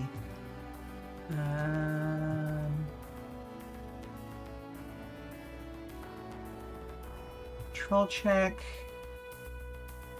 involves your handling modifier. A pass check changes your weight. Our pass check involves handling and your weight, accuracy, and difficulty. Push checks involve your fuel mix. Stall checks are also for fuel mix.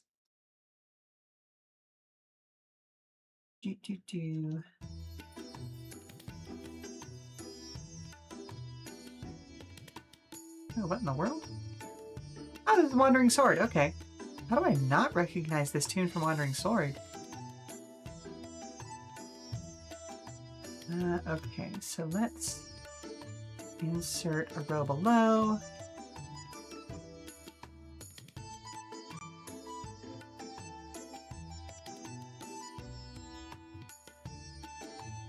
That should be 0. And then we'll do... Oh, hello? Have you seen any random rodents recently? No. Were you messing around the mice colony again? No. Uh-huh. Yes. Uh-huh. Alright, Tutorial, give me a moment. I'll help you out in just a second. Okay, let's very quickly take a look at just the most basic CMG type. Well, you know what? They do tinkering. So, if they have the type A or something similar,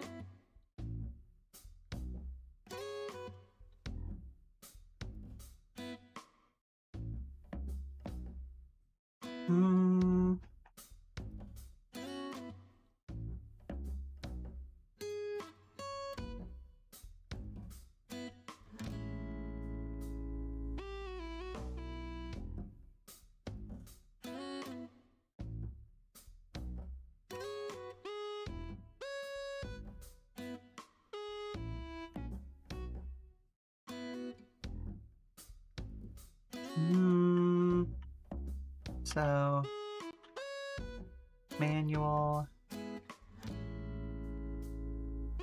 Oh, yeah, hang on a second. Those two need to be merged. And then they get that.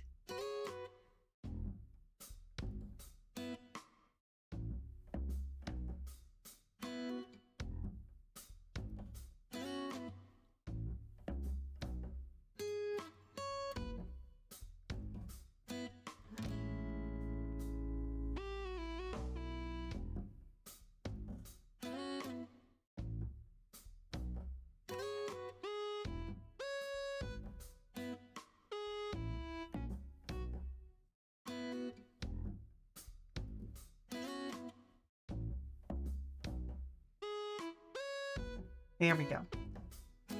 I'm not 100% sure on these numbers, but we will discuss that when I get back from this, hopefully just short break of finding mice with my son. Oh, one of the sons anyway. Oh, Goodness gracious, if both of them are involved in this, I wouldn't be shocked, but here we are. All right, anywho, I will be back in 5. I'm going to run a commercial, and I will see you all soon. Alrighty, hun. How bad is this? How many nights are we missing?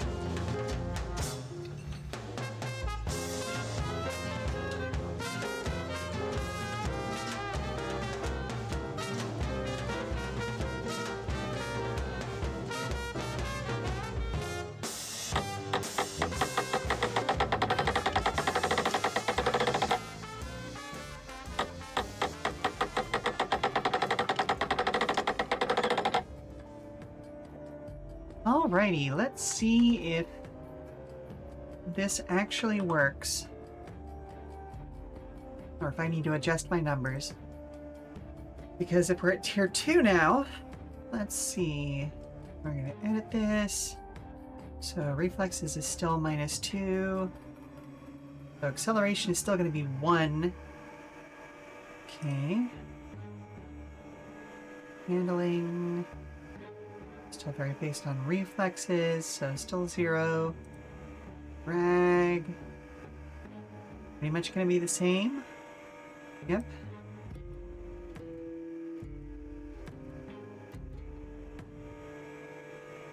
Oh, nope, half body rounded up, so actually drag is going to increase slightly. 6.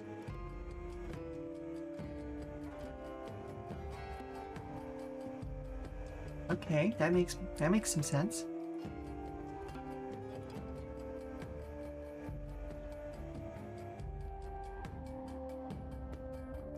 I should take a look at HP and heat cap as well. Yep.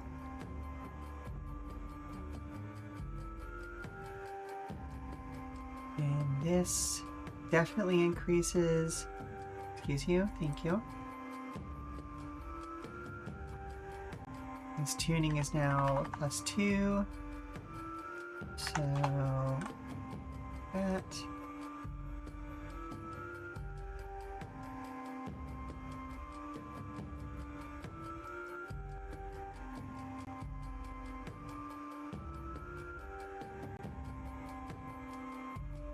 Pretty sure HP is just calculated based on, yep, chassis reference plus, oh boy, okay. Ignore my nested if statements. They're horrendous, but they get the job done.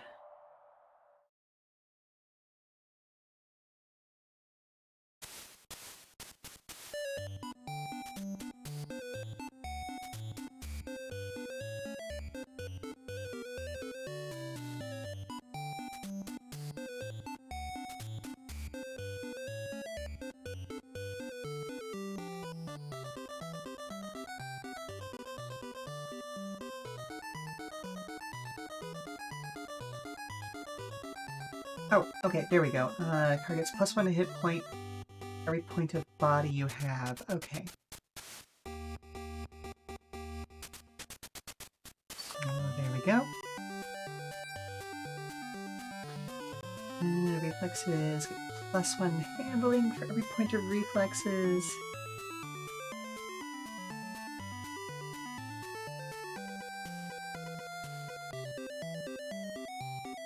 Acceleration for every 2 points of reflexes. Okay, yep, nope, that makes sense.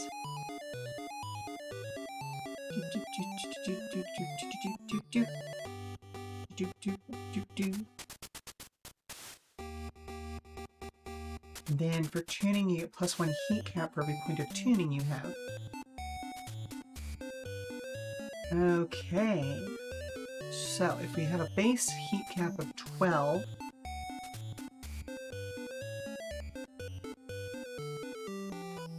so I'm gonna make a note for myself, base 12.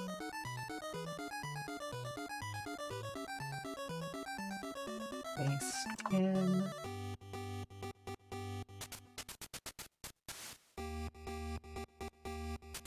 So even there, that would be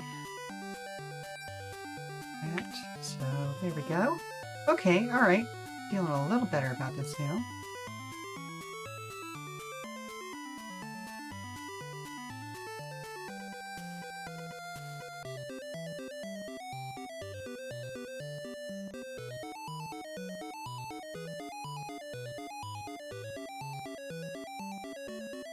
Why did those convert to thick boys again? Do not know. I do not care for these automatic changes.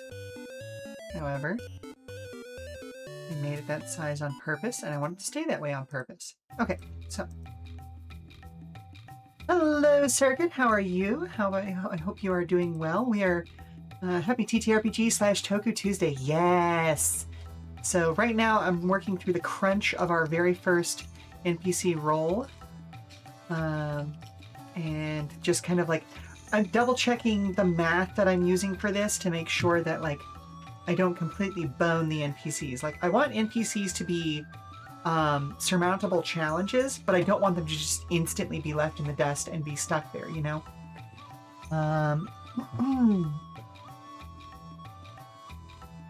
Like that, I'm still nervous that about the fact that this one only has an acceleration of 1. I may need to go back and change some things to make that a little bit better. But as far as Toku Tuesday goes, I am extremely excited. The rumors that Sentai might be coming to an end are still making me nervous because they are still just rumors. Everybody freaked out about it, but Toei still hasn't said either anything officially one way or the other. And I think that that's contributing to the nerves for a lot of people. They might just be taking the stand that like, well, we're not going to say anything about it because there's no truth to it. Or it may have been something that was in the planning and got leaked early, you know? So, I don't know. But what I do know is that it is fun to do math sometimes. So I do think I'm going to make the steering bonus on this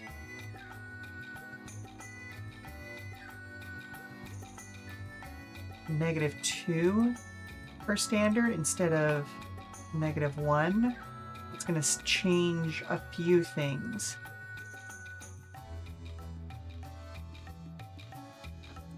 Okay, so that becomes a -2. That becomes that, which means that our acceleration for this guy is now 2 across the board.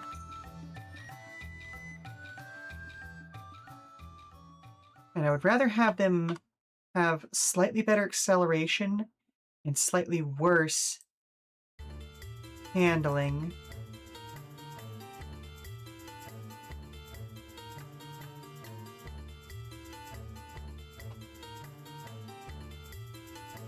And not get left in the dust.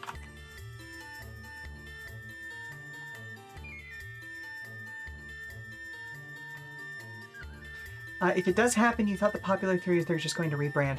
So, options that are on the table that make a bit of sense. 1, rebrand, yes. Because right now, anything that's labeled as Sentai is basically locked down in Japan.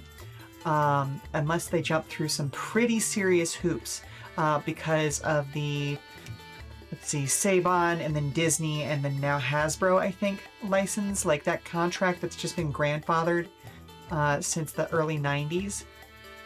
That basically says whoever owns Power Rangers owns the right to distribute Sentai in the outside of Japan, which just fucking sucks. Like that has, gee, I wonder why Rider merch and stuff is more and more available and thus driving sales for that outside of Japan, whereas Sentai stuff is not.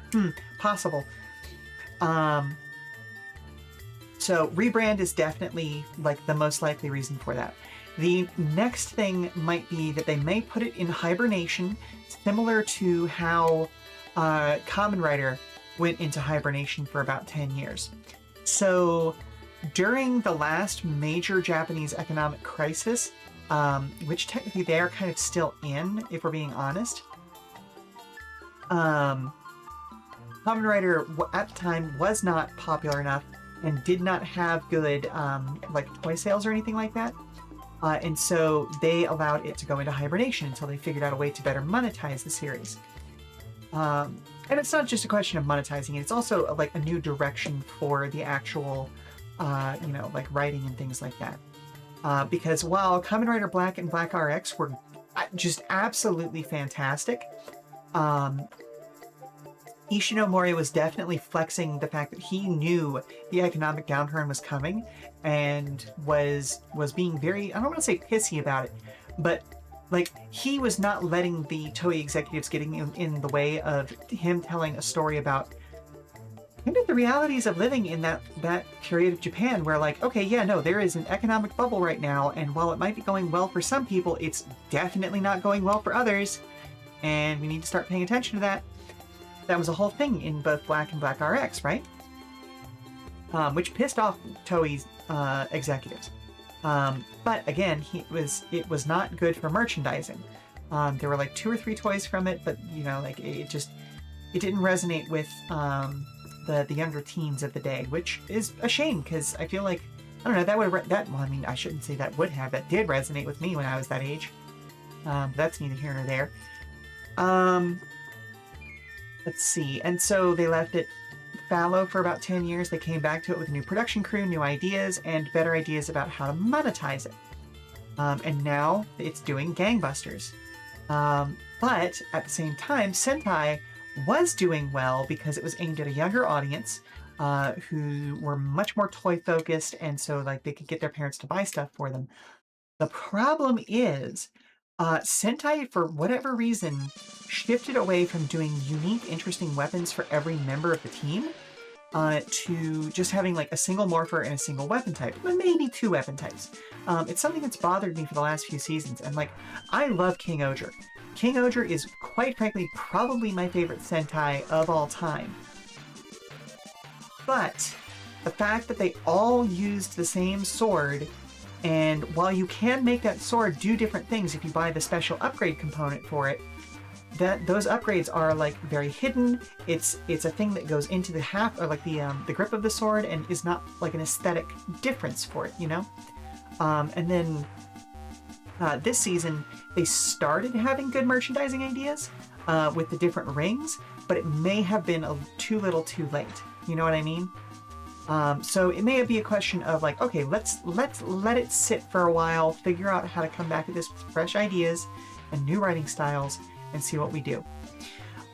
Or, and this would be my personal kind of like monkey's paw finger curl, would be like, okay, so in combination with the earlier rebrand idea, this is how we're going to get the third leg of the tripod back, which was Metal Heroes, which kind of also got licensed by Saban back in the day for both VR Troopers. There was something that they tried as a pilot before VR Troopers, but VR Troopers was the one that really stuck for a bit, and then that went away, and then Big Bad Beetleborgs was another like 2 or 3 season thing, but I don't think they had the lockdown on Metal Heroes in the same way that they did on Sentai, because Metal Heroes was much more loosely associated with one another. Like it wasn't blankety blank Sentai. It was, you know, Spielbahn or John Person or oh goodness gracious, Space Sheriff Gavan, that sort of a thing. Like there was different branding, but it was all, you know, written using the same kind of sub-series thing that was the Metal Heroes subgenre. So here's the thing. Kamen Rider designs have moved in the direction that Metal Heroes was doing, but they're still not quite as crunchy as Metal Heroes was. And I think that there is still a valid space for that leg of the tripod to come back. Will it happen? I have no idea. Because they brought back the Space Sheriff characters. Let's see this. Gavan.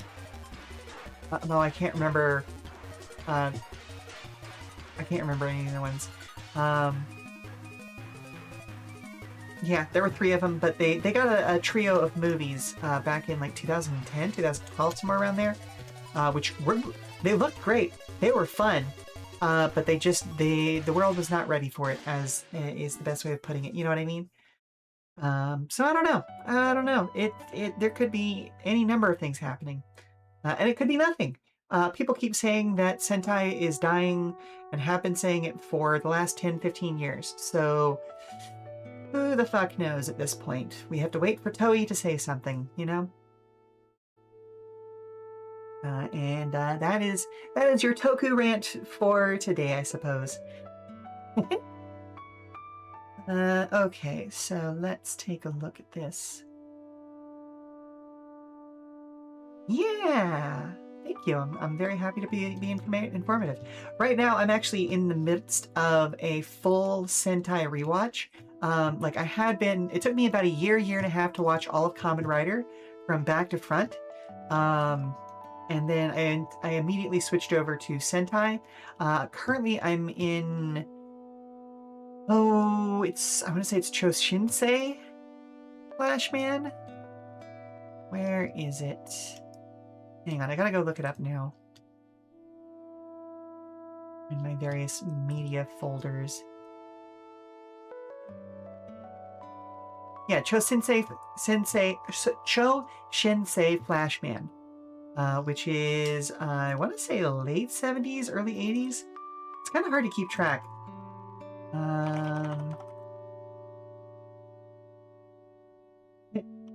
Oh my goodness. There's apparently a novel series from the 1820s to the 1896 about Harry Flashman. But I'm gonna look that up later because that's fascinating. So it was the 10th series, March of 86 to February of 87. There you go. There you go. To tell you how, like, where I'm at. So I've got a few more. I've got like 40 odd seasons left to go.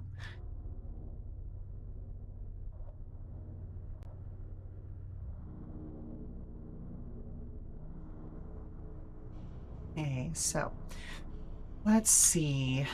I've narrowed the transmission a little bit so there's no overlap in it. So it makes it a little bit worse than the transmission of the basic CMG standard. But that makes sense for a base NPC, I feel.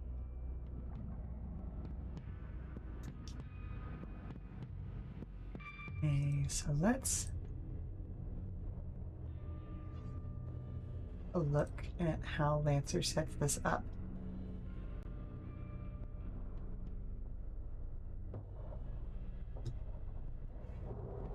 So Lancer includes a tactics section here, which I'm not sure is useful. Well, no. Hang on. Let's see, that's a heading 4, so let's go for heading 5.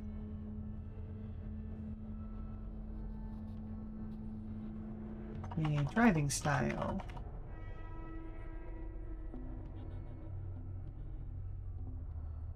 Add stuff here. And then I'm gonna see if I can make just this section into a pair of columns. Yes, I can. Hell yes. Okay.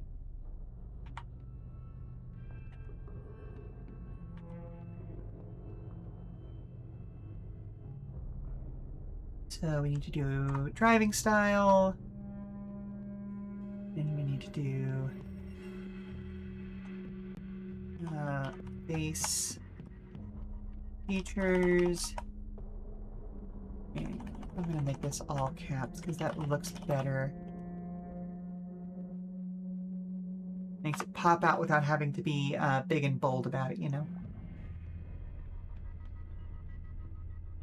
Then we would list a bunch of little individual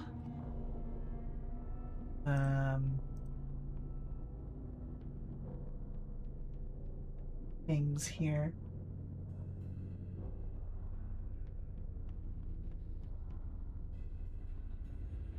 So let's find a single...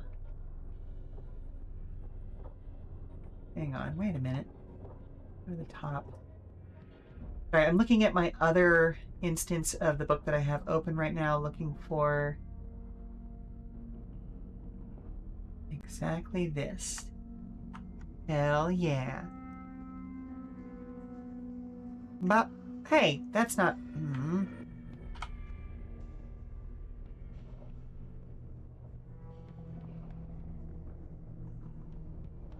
That's not what I wanted at all. Boo! Why are you doing...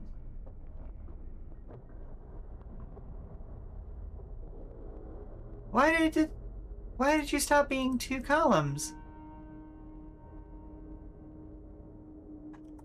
And stuff here. Okay.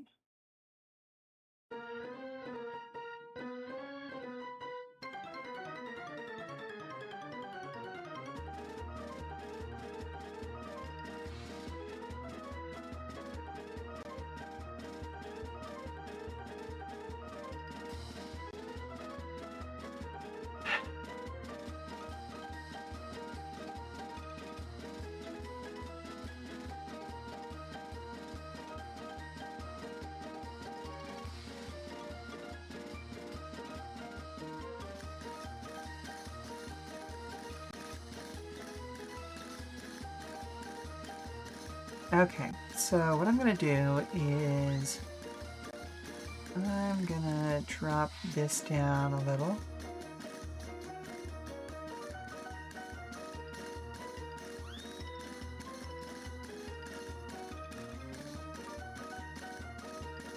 Why, oh why?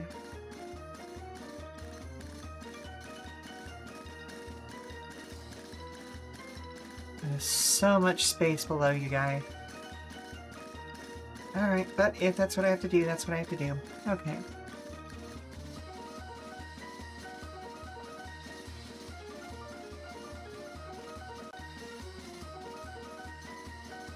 And then we'll go optional, features.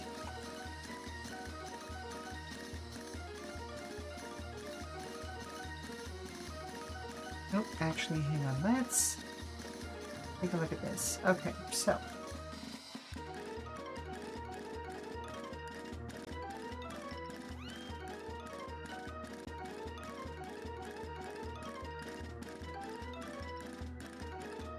So we're going to insert a row above.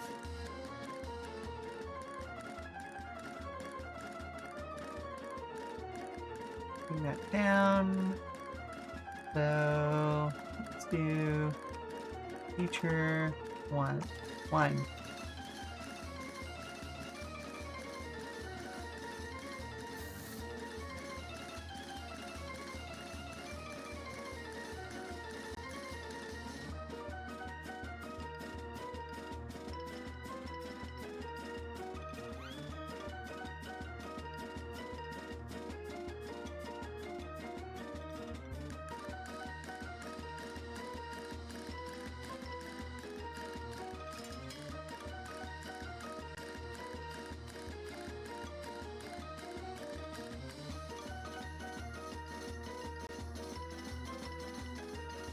Okay, it is that.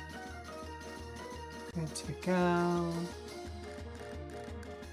Do that, and then white text.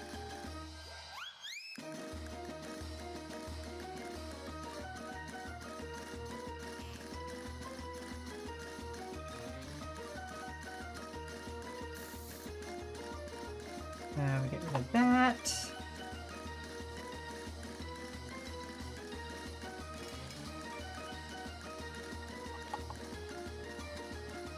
So stuff here.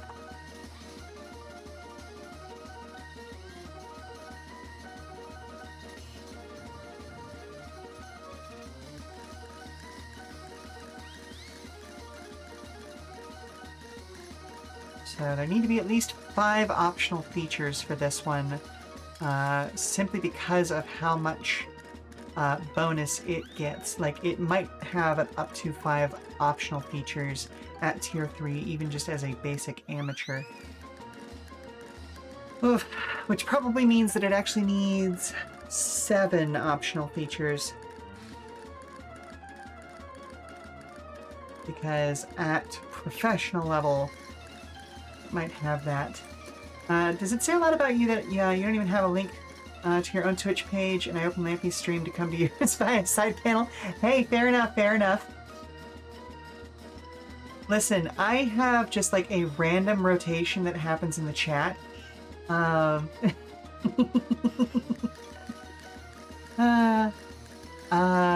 yeah, like, no, usually whenever I post that, like, oh hey, here's the link for my Twitch page, The easiest way to go to it is just, yeah, exactly, twitch.tv. Uh-huh, uh-huh.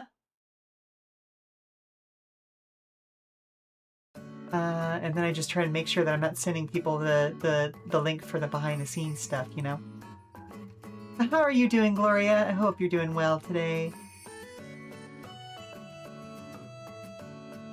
Let's see, base features. Okay, so we're gonna do at least 2 base features there.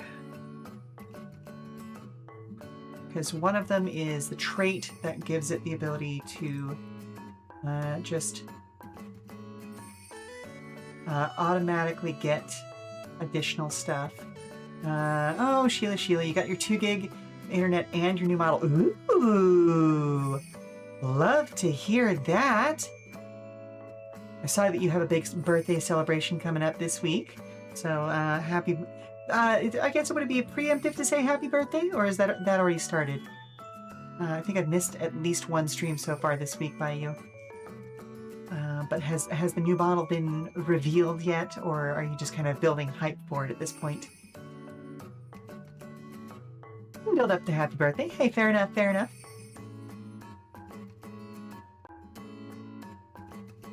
Let's see. Hitting the big 46 on the 14th. Ooh, fun, fun, fun. I am about 10 years behind you, but absolutely loving my life much more since I hit my 30s. It is so much better. Like, you've gotten past all the big drama of the 20s and into just actually living a decent life and having fun and not cringing at the cringe parts of yourself, you know? You and Eve share a birthday, so it's like a double birth. Ooh, fun. Okay, so let's take a look at how I want to run this. So, first things first, let's see. Okay, all of that was brought down to size 9. And bring these down. I probably should bring these down to size 10.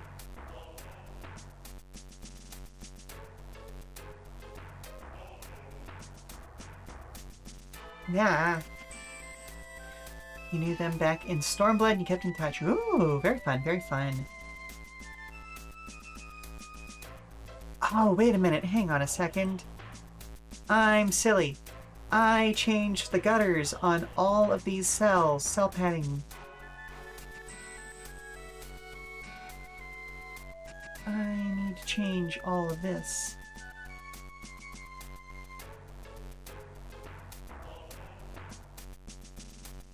I thought I hadn't already done that. Okay. Duly noted.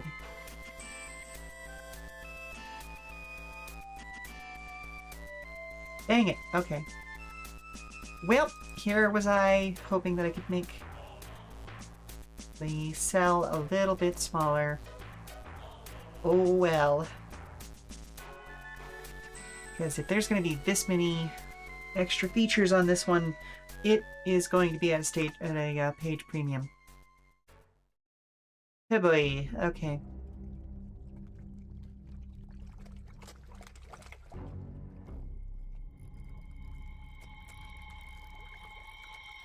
Oh, wait a minute. Hang on. We can get rid of a whole line there.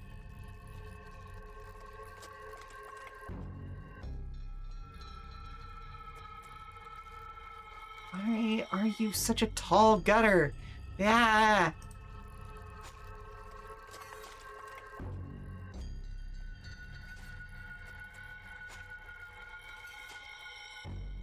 Like, it doesn't make sense to reduce the size of that gutter that much if it's gonna be that thick on the bottom anyway. Oh well, I guess. Alright, so I don't need to write that there. That helps. That actually helps a lot. Ugh, but there's basically no space to write anything else. So I'm gonna have to, like, make the gutters here incredibly small.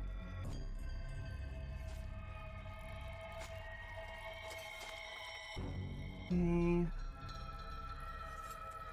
And see, this is before I even put content in these damn things.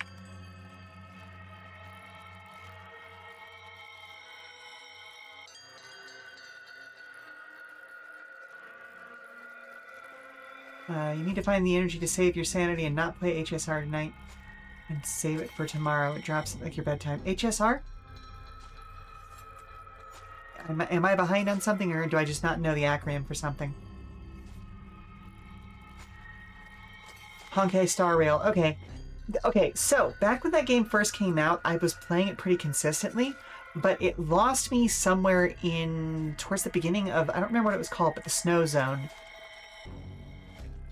Which is really like only the second or third zone in the game, but it lost me about that point. Like, it just became too much of a grind for me, which is weird coming from somebody who religiously plays Uma Musume every single day. Okay, so let's look at some basic mods and things. Okay, so I don't have any need for weapons, so that removes that pretty nicely.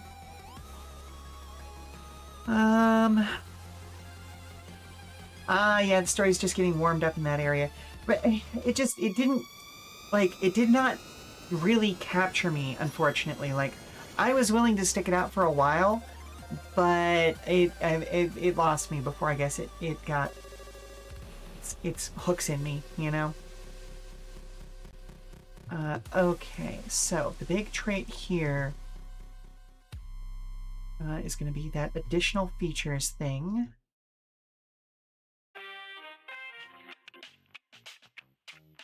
Oh, so it actually gets 2 traits.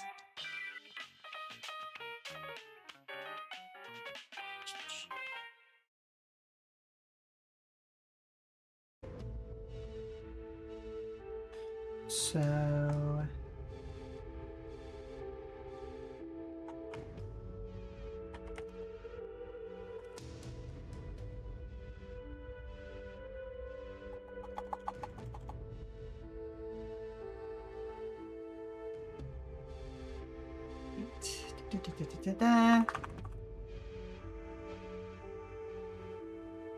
In 1/2/3 additional optional features.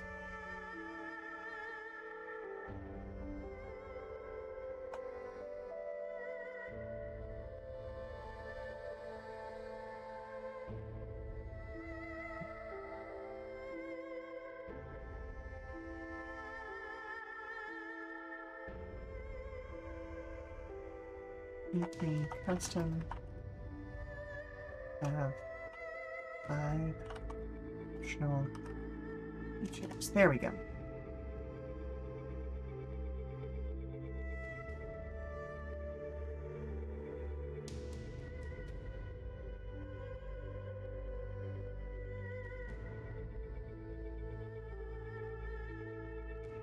Yeah, that's how I wanted to do. There we are. Valid, it took you like 4 patches for Zenless to really get you. Yay, fair enough, fair enough. It's one of those things that I have to be very picky about how my time gets spent, because I only have so much energy in a given day. And like once I hit my like threshold, I really just can't. Yeah, that's about it. I really just can't. It also didn't help that for a while, a big part of my job was watching out for other people's safety. And so, like, I didn't really have downtime between, like, oh, okay, I'm not doing paperwork right now, and I haven't gotten a new email in a while. Let me just jump onto this gacha game and futz around. It was, okay, nope, I have to be eyes peeled, always watching out for other people's safety. And as you can imagine, that does not translate well to catching up on emails and the like, much less gacha games.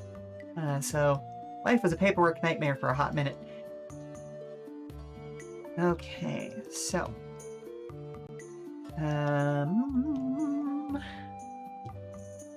ooh, you know what? Let's make optional feature, or let's make traits a different color. Yeah.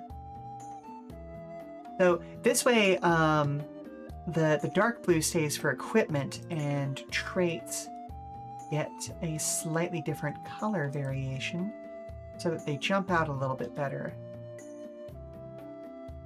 So, let's see.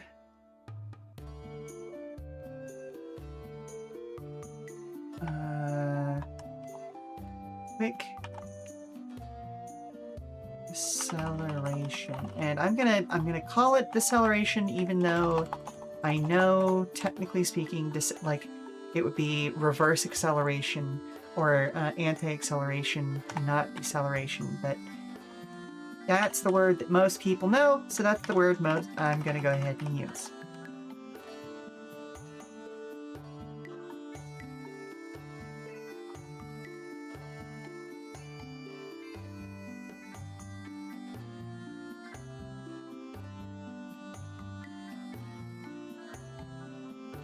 And which class of action is ease off? I want to say that's a quick action.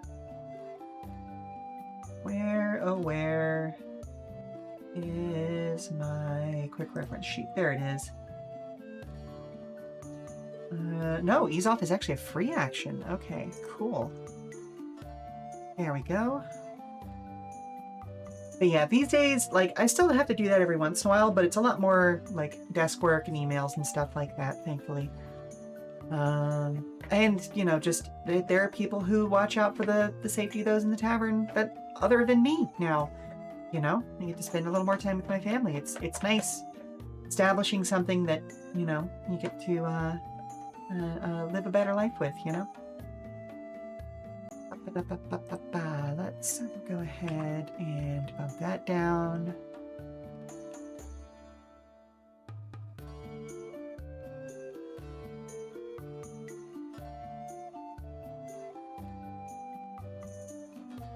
Okay, so optional features. Let's go ahead and let's go ahead and give this an automatic. Oh, hello? Mom, can you help me get a snack off the high shelf? Ken, sweetie, aren't you taller than me at this point? Yeah, but you have that grabby spell that I don't. All right, that's a good point. Give me just a couple of minutes. I'll be right with you. Let's see. We are, do I want to finish the stream now, or do I want to push for another segment? I think I'm going to push into another segment just because I'd like to get more features for this NPC roll down. So we'll go ahead and do a 5-minute break, and I will be back to figure out the customs optional features. So we'll do a commercial, stand up, stretch, do all that good stuff, and we'll be back in 5. All right? Alrighty. So, are we going after more candy, or are you going after something else right now?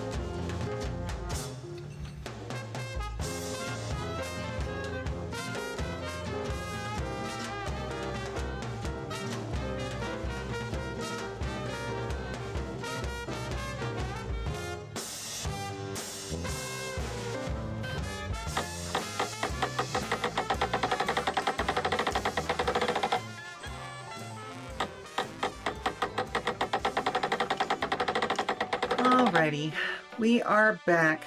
I actually got back a little bit early, so I've been futzing with numbers because I'm not happy with how the transmission works on this particular vehicle. Either the manual or the automatic transmission.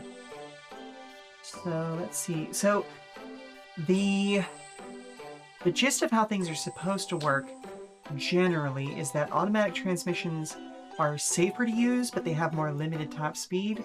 And manual transmissions are a little more dangerous to use because they don't have as much overlap, but they have a higher top speed. So what I may do here... 2, 3, 4, 4, 5, 6, 7... Okay. I see what I did. So I may do no overlap on the custom 3, 4, 5.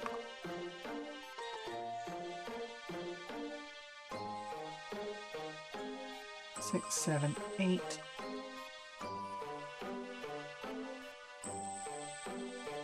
9, 10, 11. 12, 13, 14 gives that.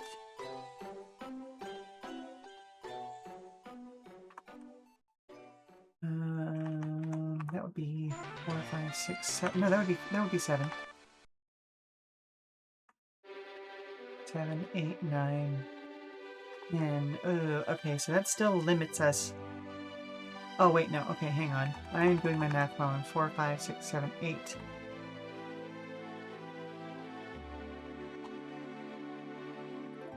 Well, okay, so that gives that a top speed of 12 before it starts doing push checks. Okay, that feels a little bit better. Because this does not... This vehicle's not meant to push speed.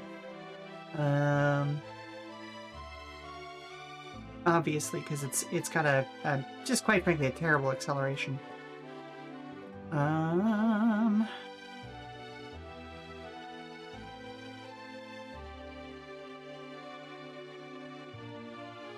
Or we're gonna do it 5 to 9, and no, because that would give that a higher top speed. So what I would have to do is 0 to 3.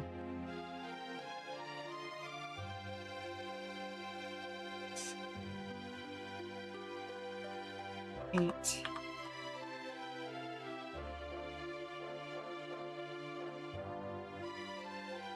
10, 11, 12, 13. So it's a little bit worse, but it's an automatic, and that's the trade-off. Okay. And it doesn't have any coverage. Okay, I think I'm happy with that. So, let's just call it custom automatic transmission. Custom automatic transmission. Getting your life 2D has resulted in unmitigated browsing of booth for assets and cute outfits. Fair enough. See, that is one of the limitations of the custom model that I have, because I want to stick with 3D. 3D for me just feels a little bit better. I have seen some really, really fantastic 2D models, but the problem is that somebody with my, shall we say, hang on, I'm gonna see if I can. How far can I turn to the side? Let's see. Somebody with my extreme proportions does not read quite how I want it to in a 2D model. Because like I have nothing against the normal, like, let's call them balloon-breasted bimbos, that sort of look. But there's something about like just the way of like, oh no, my 3D model carries weight. Like, yeah, I'm thick, but I'm also like, you know, that's just that is a thing. And it's easier to accomplish that with the physics of a 3D model and like collision physics and stuff like that than it is with the art assets of a 2D model, in my experience. But that also means that I really don't have very many options when it comes to outfits, apart from the fact that I can do things like hats for myself. I can do boop, like here. I have party hats are real easy. I have a bunch of different kind of party hats. Go ahead and take that one off. Oh, back when I was playing Advance Wars, I also had my army hats. Those are fun. And then for when I was doing Cosplay Club during October, I also had a witch hat, which is nice. And like it's just a sticker. If I turn too far, you can see that it's two-dimensional, but it's fun, you know. Yeah, you want to update your 3D model a little bit. You have some clothing in your closet you want to put out on your VR. Ooh. Yeah, if anything, you requested a nude base so you can get an updated outfit drawn in VTS for your 2D when you update your 3D. Ooh, very nice, very nice. Yeah, and that's the thing. When I do play games on occasion that require more of my hardware than would be available for running my 3D model, I do have a 2D model that I can run in ViadoTube Mini. And that's the one that I actually started off with, which had just a truly fantastic amount of expressions and stuff.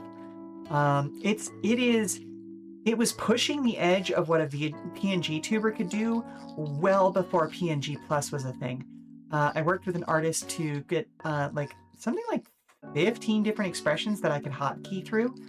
But ViadoTube is a really, really flexible platform. And I want to say that like as they go forward, like the mini version really only does PNG tubing, but the full version is going to be able to do full-blown 2D stuff. And that was like a big reason why they were pushing forward, was because they wanted to create ways of essentially doing it without a tracking camera and in such a way that you could use even fewer resources on your computer. Yeah, that was the problem with you, because the 3D model was so rough on your old rig that it was atrociously heavy running games in VC Phase. Okay, so I stopped running VC Phase specifically because of how heavy it was on my rig. Vignon takes a little bit of getting used to, but once you know the logic of it, it actually runs way smoother and is way more customizable than VC Face ever was for me. And it also typically takes up less processing power. I say typically because it's specifically made as a program that runs processor side instead of GPU side, if that makes sense. So it's not perfect. Like my hydration redeem takes up like an entire thread on my processor for a split second. Yeah, you run Vignon now, although you messed up your redeems. Now whenever someone redeems something, you're endlessly waterboarded and have to restart. Hey, fair enough, fair enough. I love the basic Vignon hydration redeem. It's super duper fun, especially compared to some of the other stuff I've seen out there. Speaking of which, I'm not even going to wait for the redeem. I'm just going to hydrate myself because it's been a minute.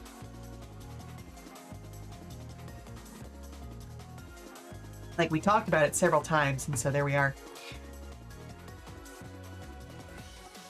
But yeah, that should just be a basic, like, oh goodness, hang on a second.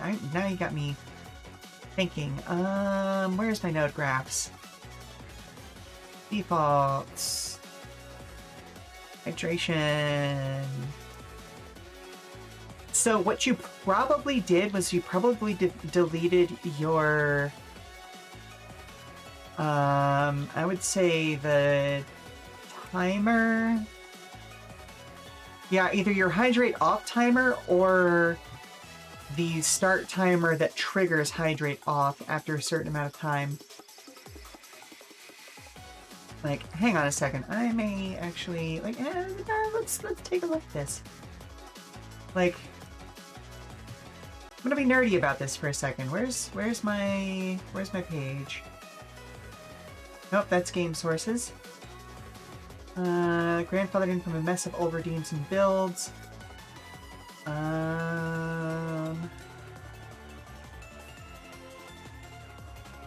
Let's see. There's the co-working browser. Okay. Like, boop. There we go. So, like, I've set mine up as a block just because, like, I move stuff around too much and I wanted to get used to using, like, code blocks. But yeah, my guess would be you either deleted this, the start timer, or the actual timer that it refers to. Or, well, maybe. You could have also dropped the set perimeter to 0. So, yeah, I'll keep this up and have it ready to bring back up if you are in the mood to get that figured out at some point. Oh, that's not the one. Yeah, probably. Yeah, that's fair. Let's go back over here. Let's get all my stuff brought back up again. Da-da-da-da-da-da-da. You have to give it another look. Yeah, fair enough, fair enough. Okay, so I'm happy with that as an optional feature. Let's take another look at this. Let's do this as improved acceleration. Oh.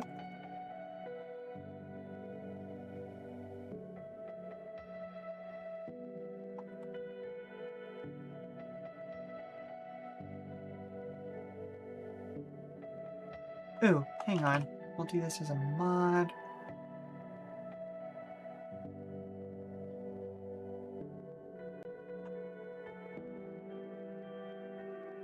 Replace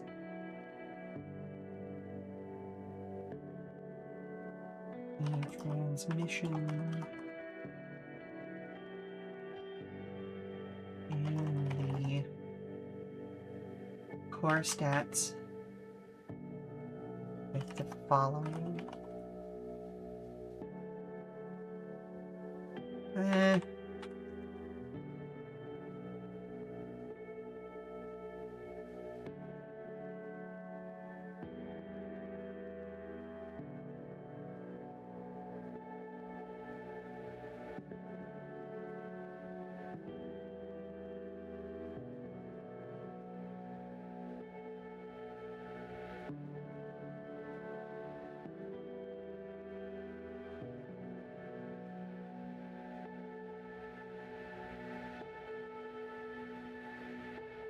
So essentially, okay, I'm trying to explain how can we do that?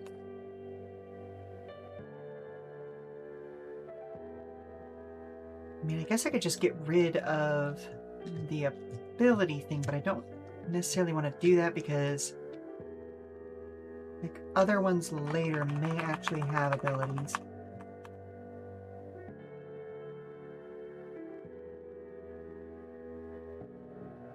There we go. Okay. So improved acceleration. Let's call that a trait.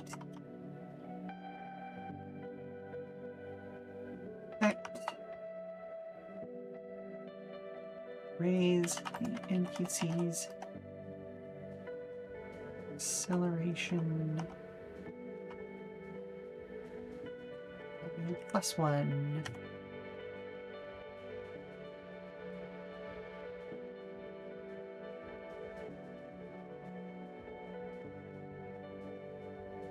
Stat. +1. Okay, that works for me. This mod be taken more than once.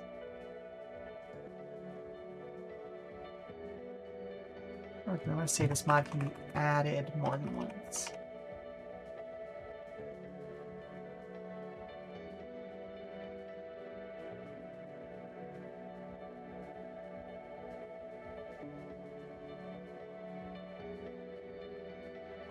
Oh, actually, hang on, let's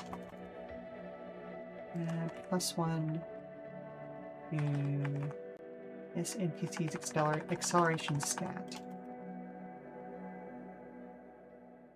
Ah, boo! Okay, so that's better. That reads better. But it still doesn't get rid of this dangling word down here at the bottom.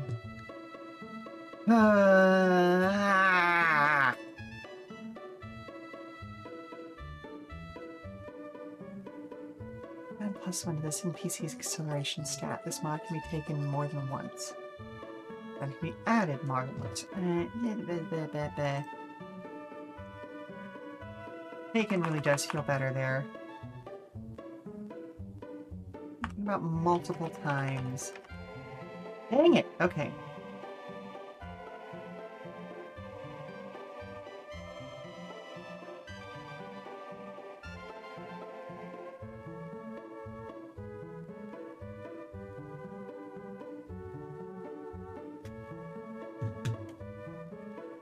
Actually, you know what?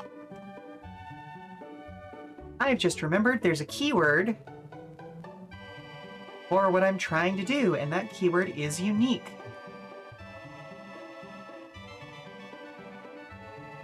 So let's double check all that.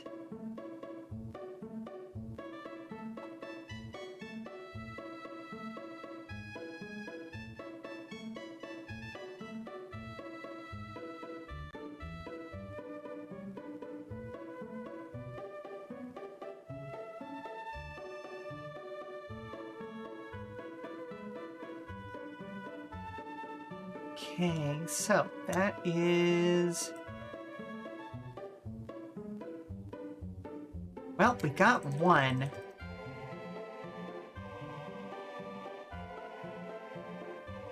Let's take another look at... Okay, so tinkering is usually used to give mod brackets, so it should have some mods.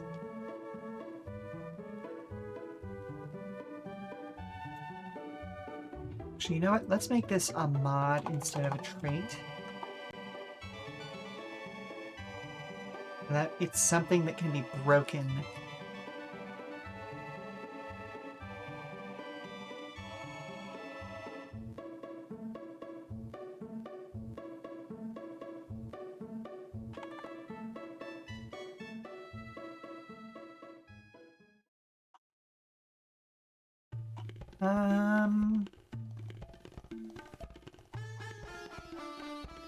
I don't want to say improved structure.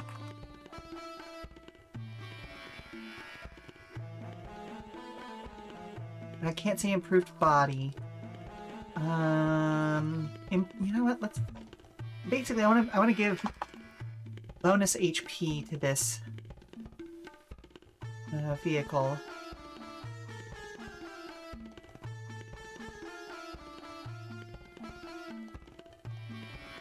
Okay, which village is this? This is the village of Dyla. I knew it was one of the villages from Golden Sun, but I couldn't remember which. Oh goodness, that game series deserved so much better than it got. Oh well. Here's hoping for game number 4 at some point when Camelot makes enough money to fund yet another game on their own.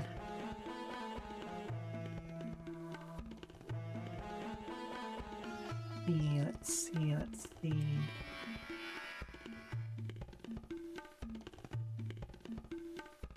Alright, you know what? I'm gonna up it down. Let's write the effect first, and maybe that'll give me an idea.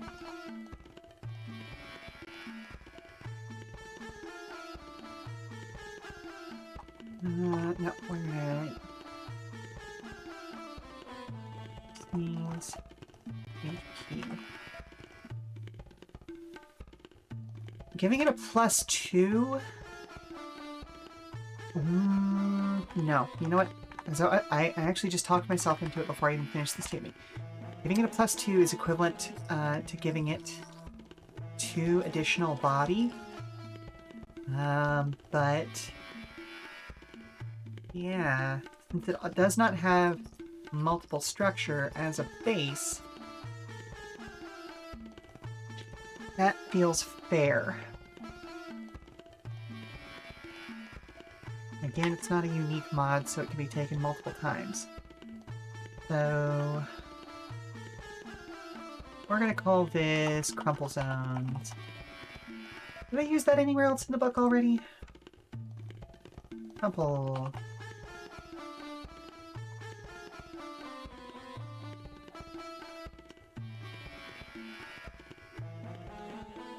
Okay, so the Tri-Built has the core system ablative crumple zones.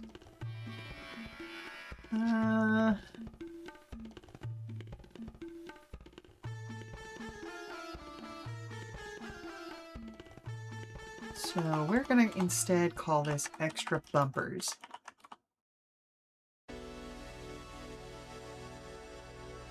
It's a bumper used anywhere else. We've got the Omni bumper. And the road clearing bumper. Okay. So... Ooh, hang on a second. Let's call this bolt-on bumpers. Yeah! Okay, that feels good. That feels good. Because then that kind of like rolls into the idea of like, oh yeah, you stuck a bumper on the side of your car for some reason. You know? And it is... I've seen people do sillier things with custom vehicles. Okay, let's see. What are other mods?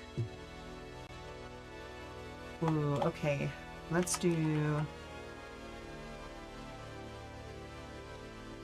Streamlining. Streamlining. No, stream...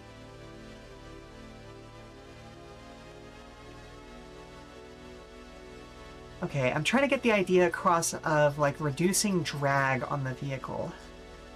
Oh, and I also just realized I never did the Tier 3 modifications for some of those stats. So I'll need to deal with that a little bit.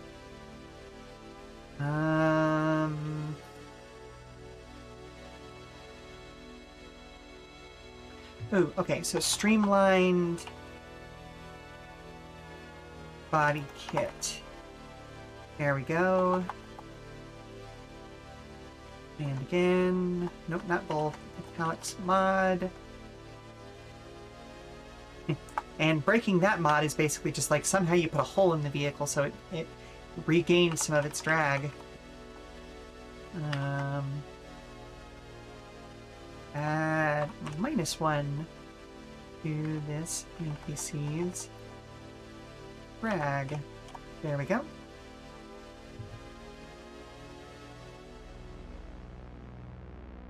Okay, so let's take another look at this.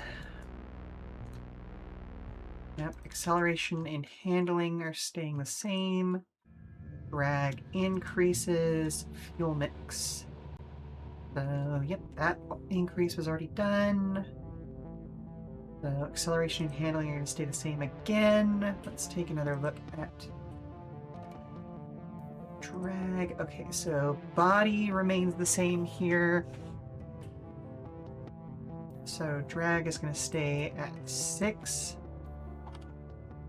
Fuel mix, tuning went up by 1, so that should now be 5. Okay.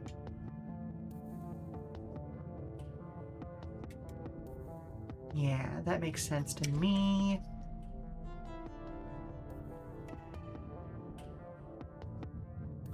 Alrighty.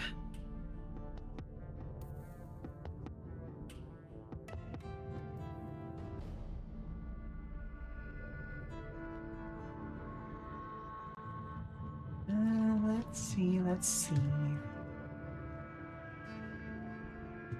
Let's give them a unique reaction.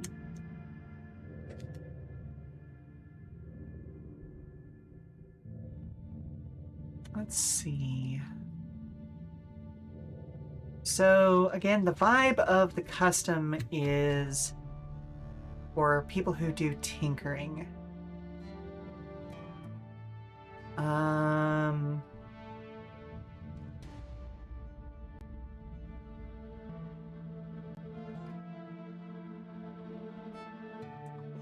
Okay, it's not necessarily good about maneuvering. I did just have an idea for a reaction for guessing either the focused or the hot rod. I haven't decided yet of like response drafting, where if they get passed, they get to stay one space behind whoever just passed them, allowing them to move forward without making their own control checks.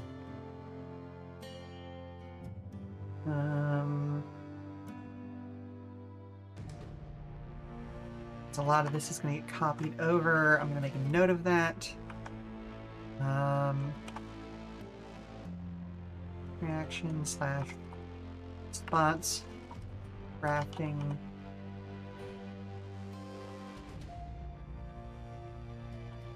Fast. Makes move with passing vehicle. Gain in the space behind them. If this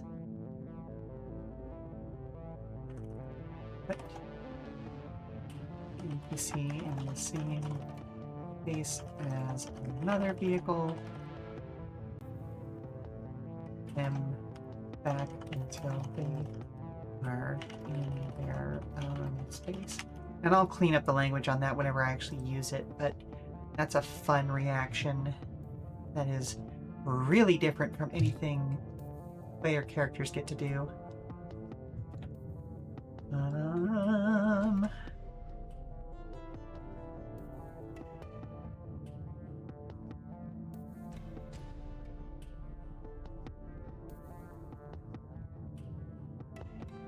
Oh, and I actually just had another idea for another one. Something for the hardy. Well, that training could have been a fist fight. I mean, email. Oh no, what happened? Also, welcome back, Meatstick. We are coming to the end soon, but I need to know about this definitely not fist fight that you got into. Okay, so this is going to be for the hardy.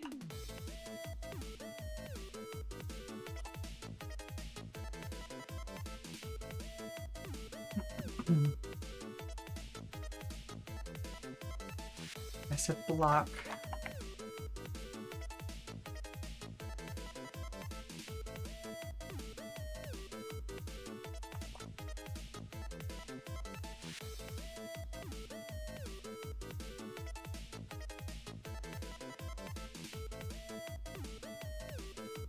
Charge 5+.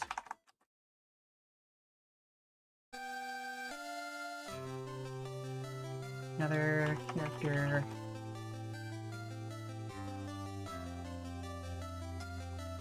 On a pass check against this NPC.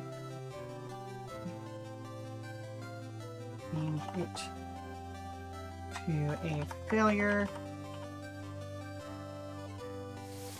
Both characters take damage equal to the difference in their rolls.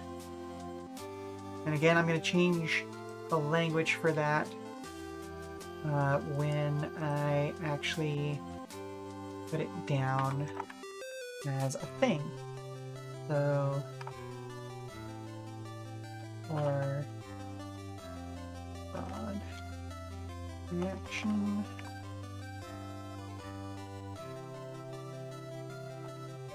charge on 5+. There we go. Okay, cool. It was just dumb. Oh yeah, fair enough, fair enough. Those things happen though.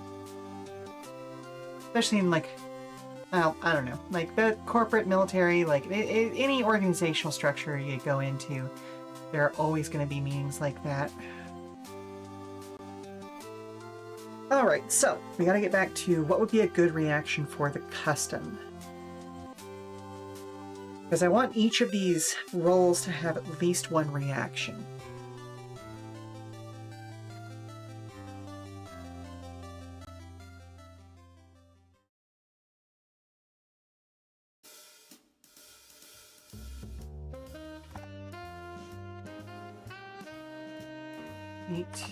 Eight.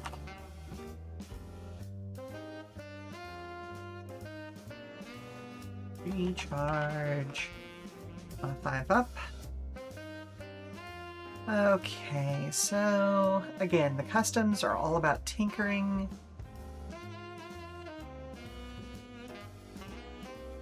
Ooh. Could they do something to target another vehicle's mod?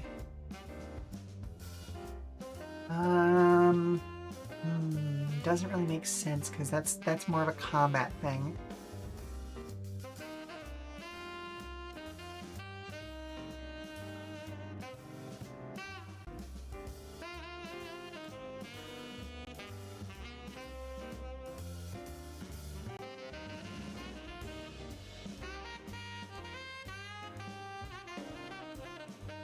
Well, now I'm just grooving.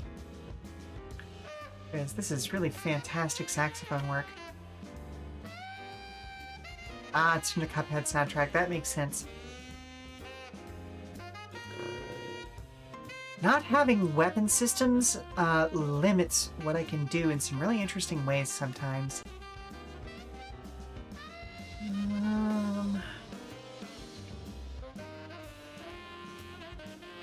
So let's take a look at... Let's take a look at some of the stuff that I've done with just the other, like, companies.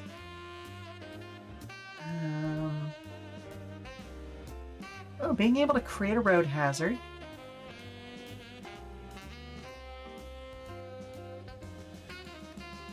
Yeah, that wouldn't be a bad option.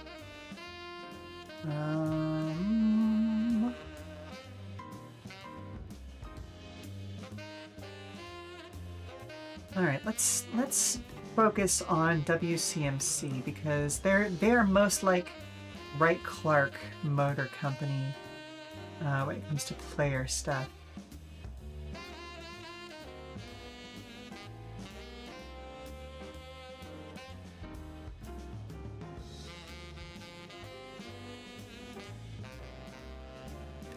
Ooh, okay, hang on. Let's go with like a self-repair feature. Oh.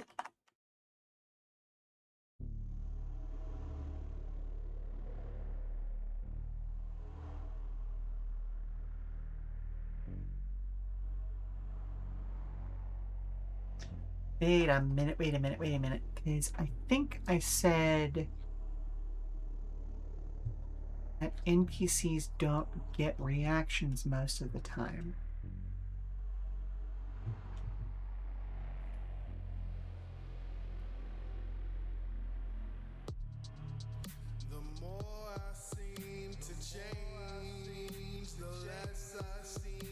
Or is it just that I didn't give them access to the standard reactions?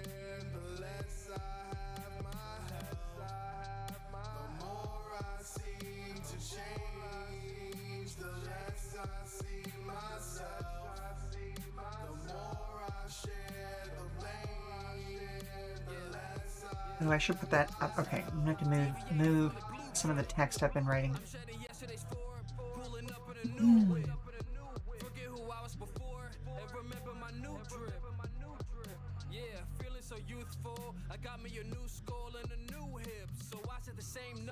Okay, so it's NPCs do not have access to basic reactions. Okay, so they can gain reactions, they just don't have access to the basic ones.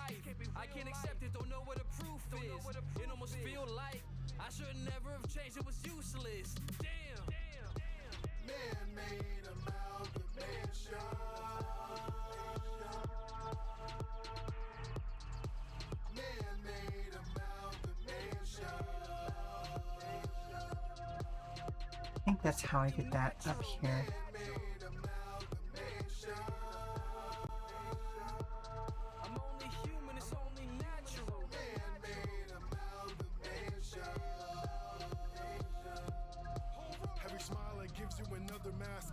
The moment I'm done walking past, I'm lost. Ask myself, who am I? The one in the mirror said I shouldn't ask. How many times must I have to change for your sick perspective to get rearranged? This ain't love you're giving, it's manipulation. You honestly couldn't be more deranged. Now I'm stuck in a new body, but lucky for me, I got new hobbies. Take the pain that my lover is giving, and I inflict it on everybody. And you're gonna if you must.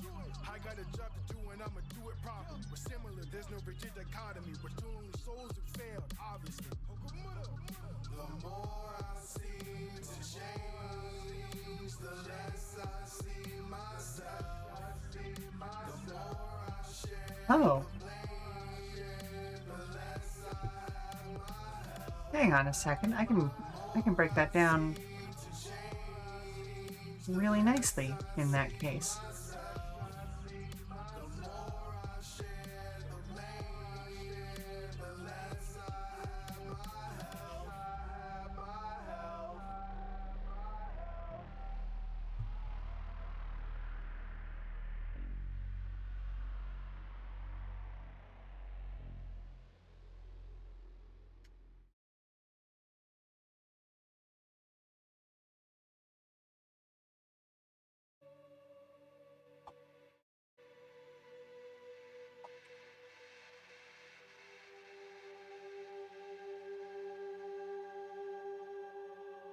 Dang it.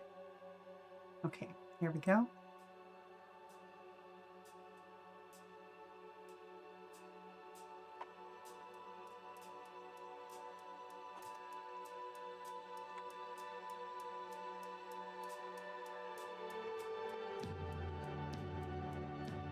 So I'm going to remove this from the block. And instead put it here. Oot. There we go. Okay.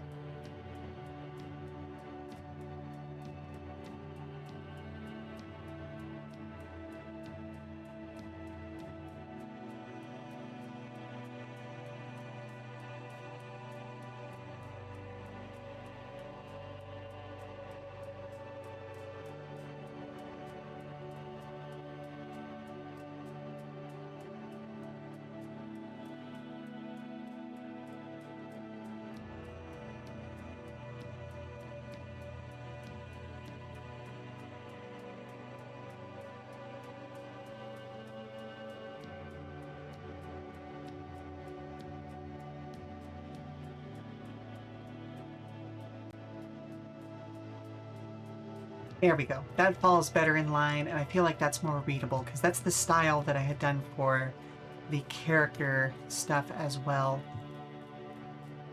And, like, I think that's why I just automatically started doing it here, because I was copying and pasting the same sort of stat blocks. Okay, so we've got Streamlined Body Kit.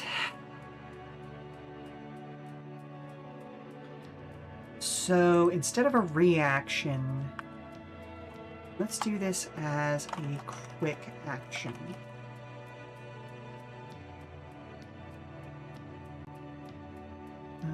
Which means that I should actually do this. And that. So that traits are that. Quick actions can then be this. And then mods can be that darker color. Okay.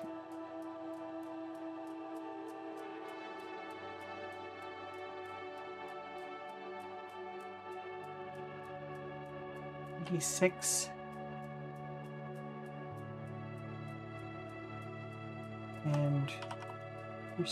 And restore. HP equal to the result.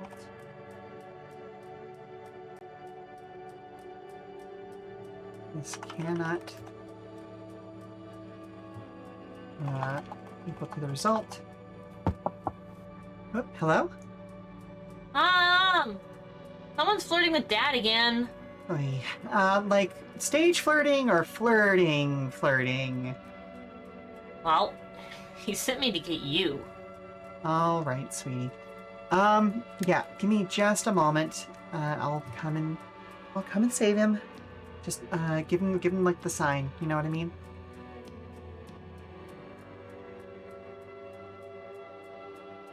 Okay, so I'm gonna finish this action, and then we're gonna go back to the just chatting screen, and I'll find a place to send you all off to, because about half an hour over when I would normally finish up, and I guess we'll come back and do the last couple of features next time. So roll 1d6 and restore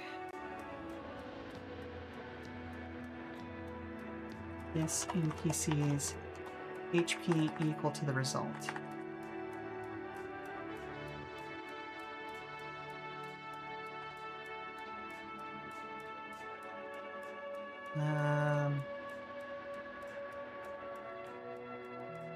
Up to their regional HP total. There we go. Ba, ba, ba, ba, ba, ba. Let's do, instead of roadside repair, we'll call it mid-lane repair. There we go. Okay, so let's head back over to the just chatting screen, and I'll find a place to send you all off to.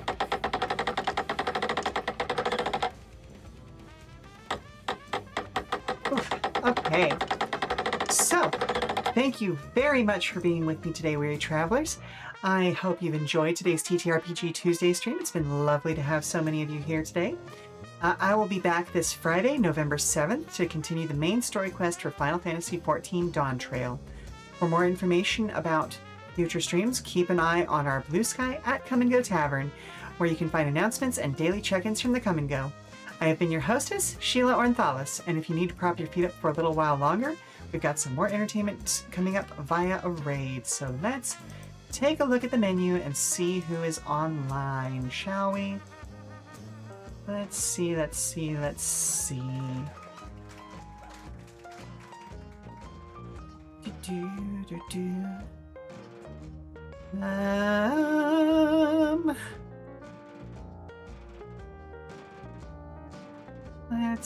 Let's go bother LeJort. She was here earlier, and has then switched over to playing Digimon Time Stranger. So yep, let's set that up, and I will send you all over there.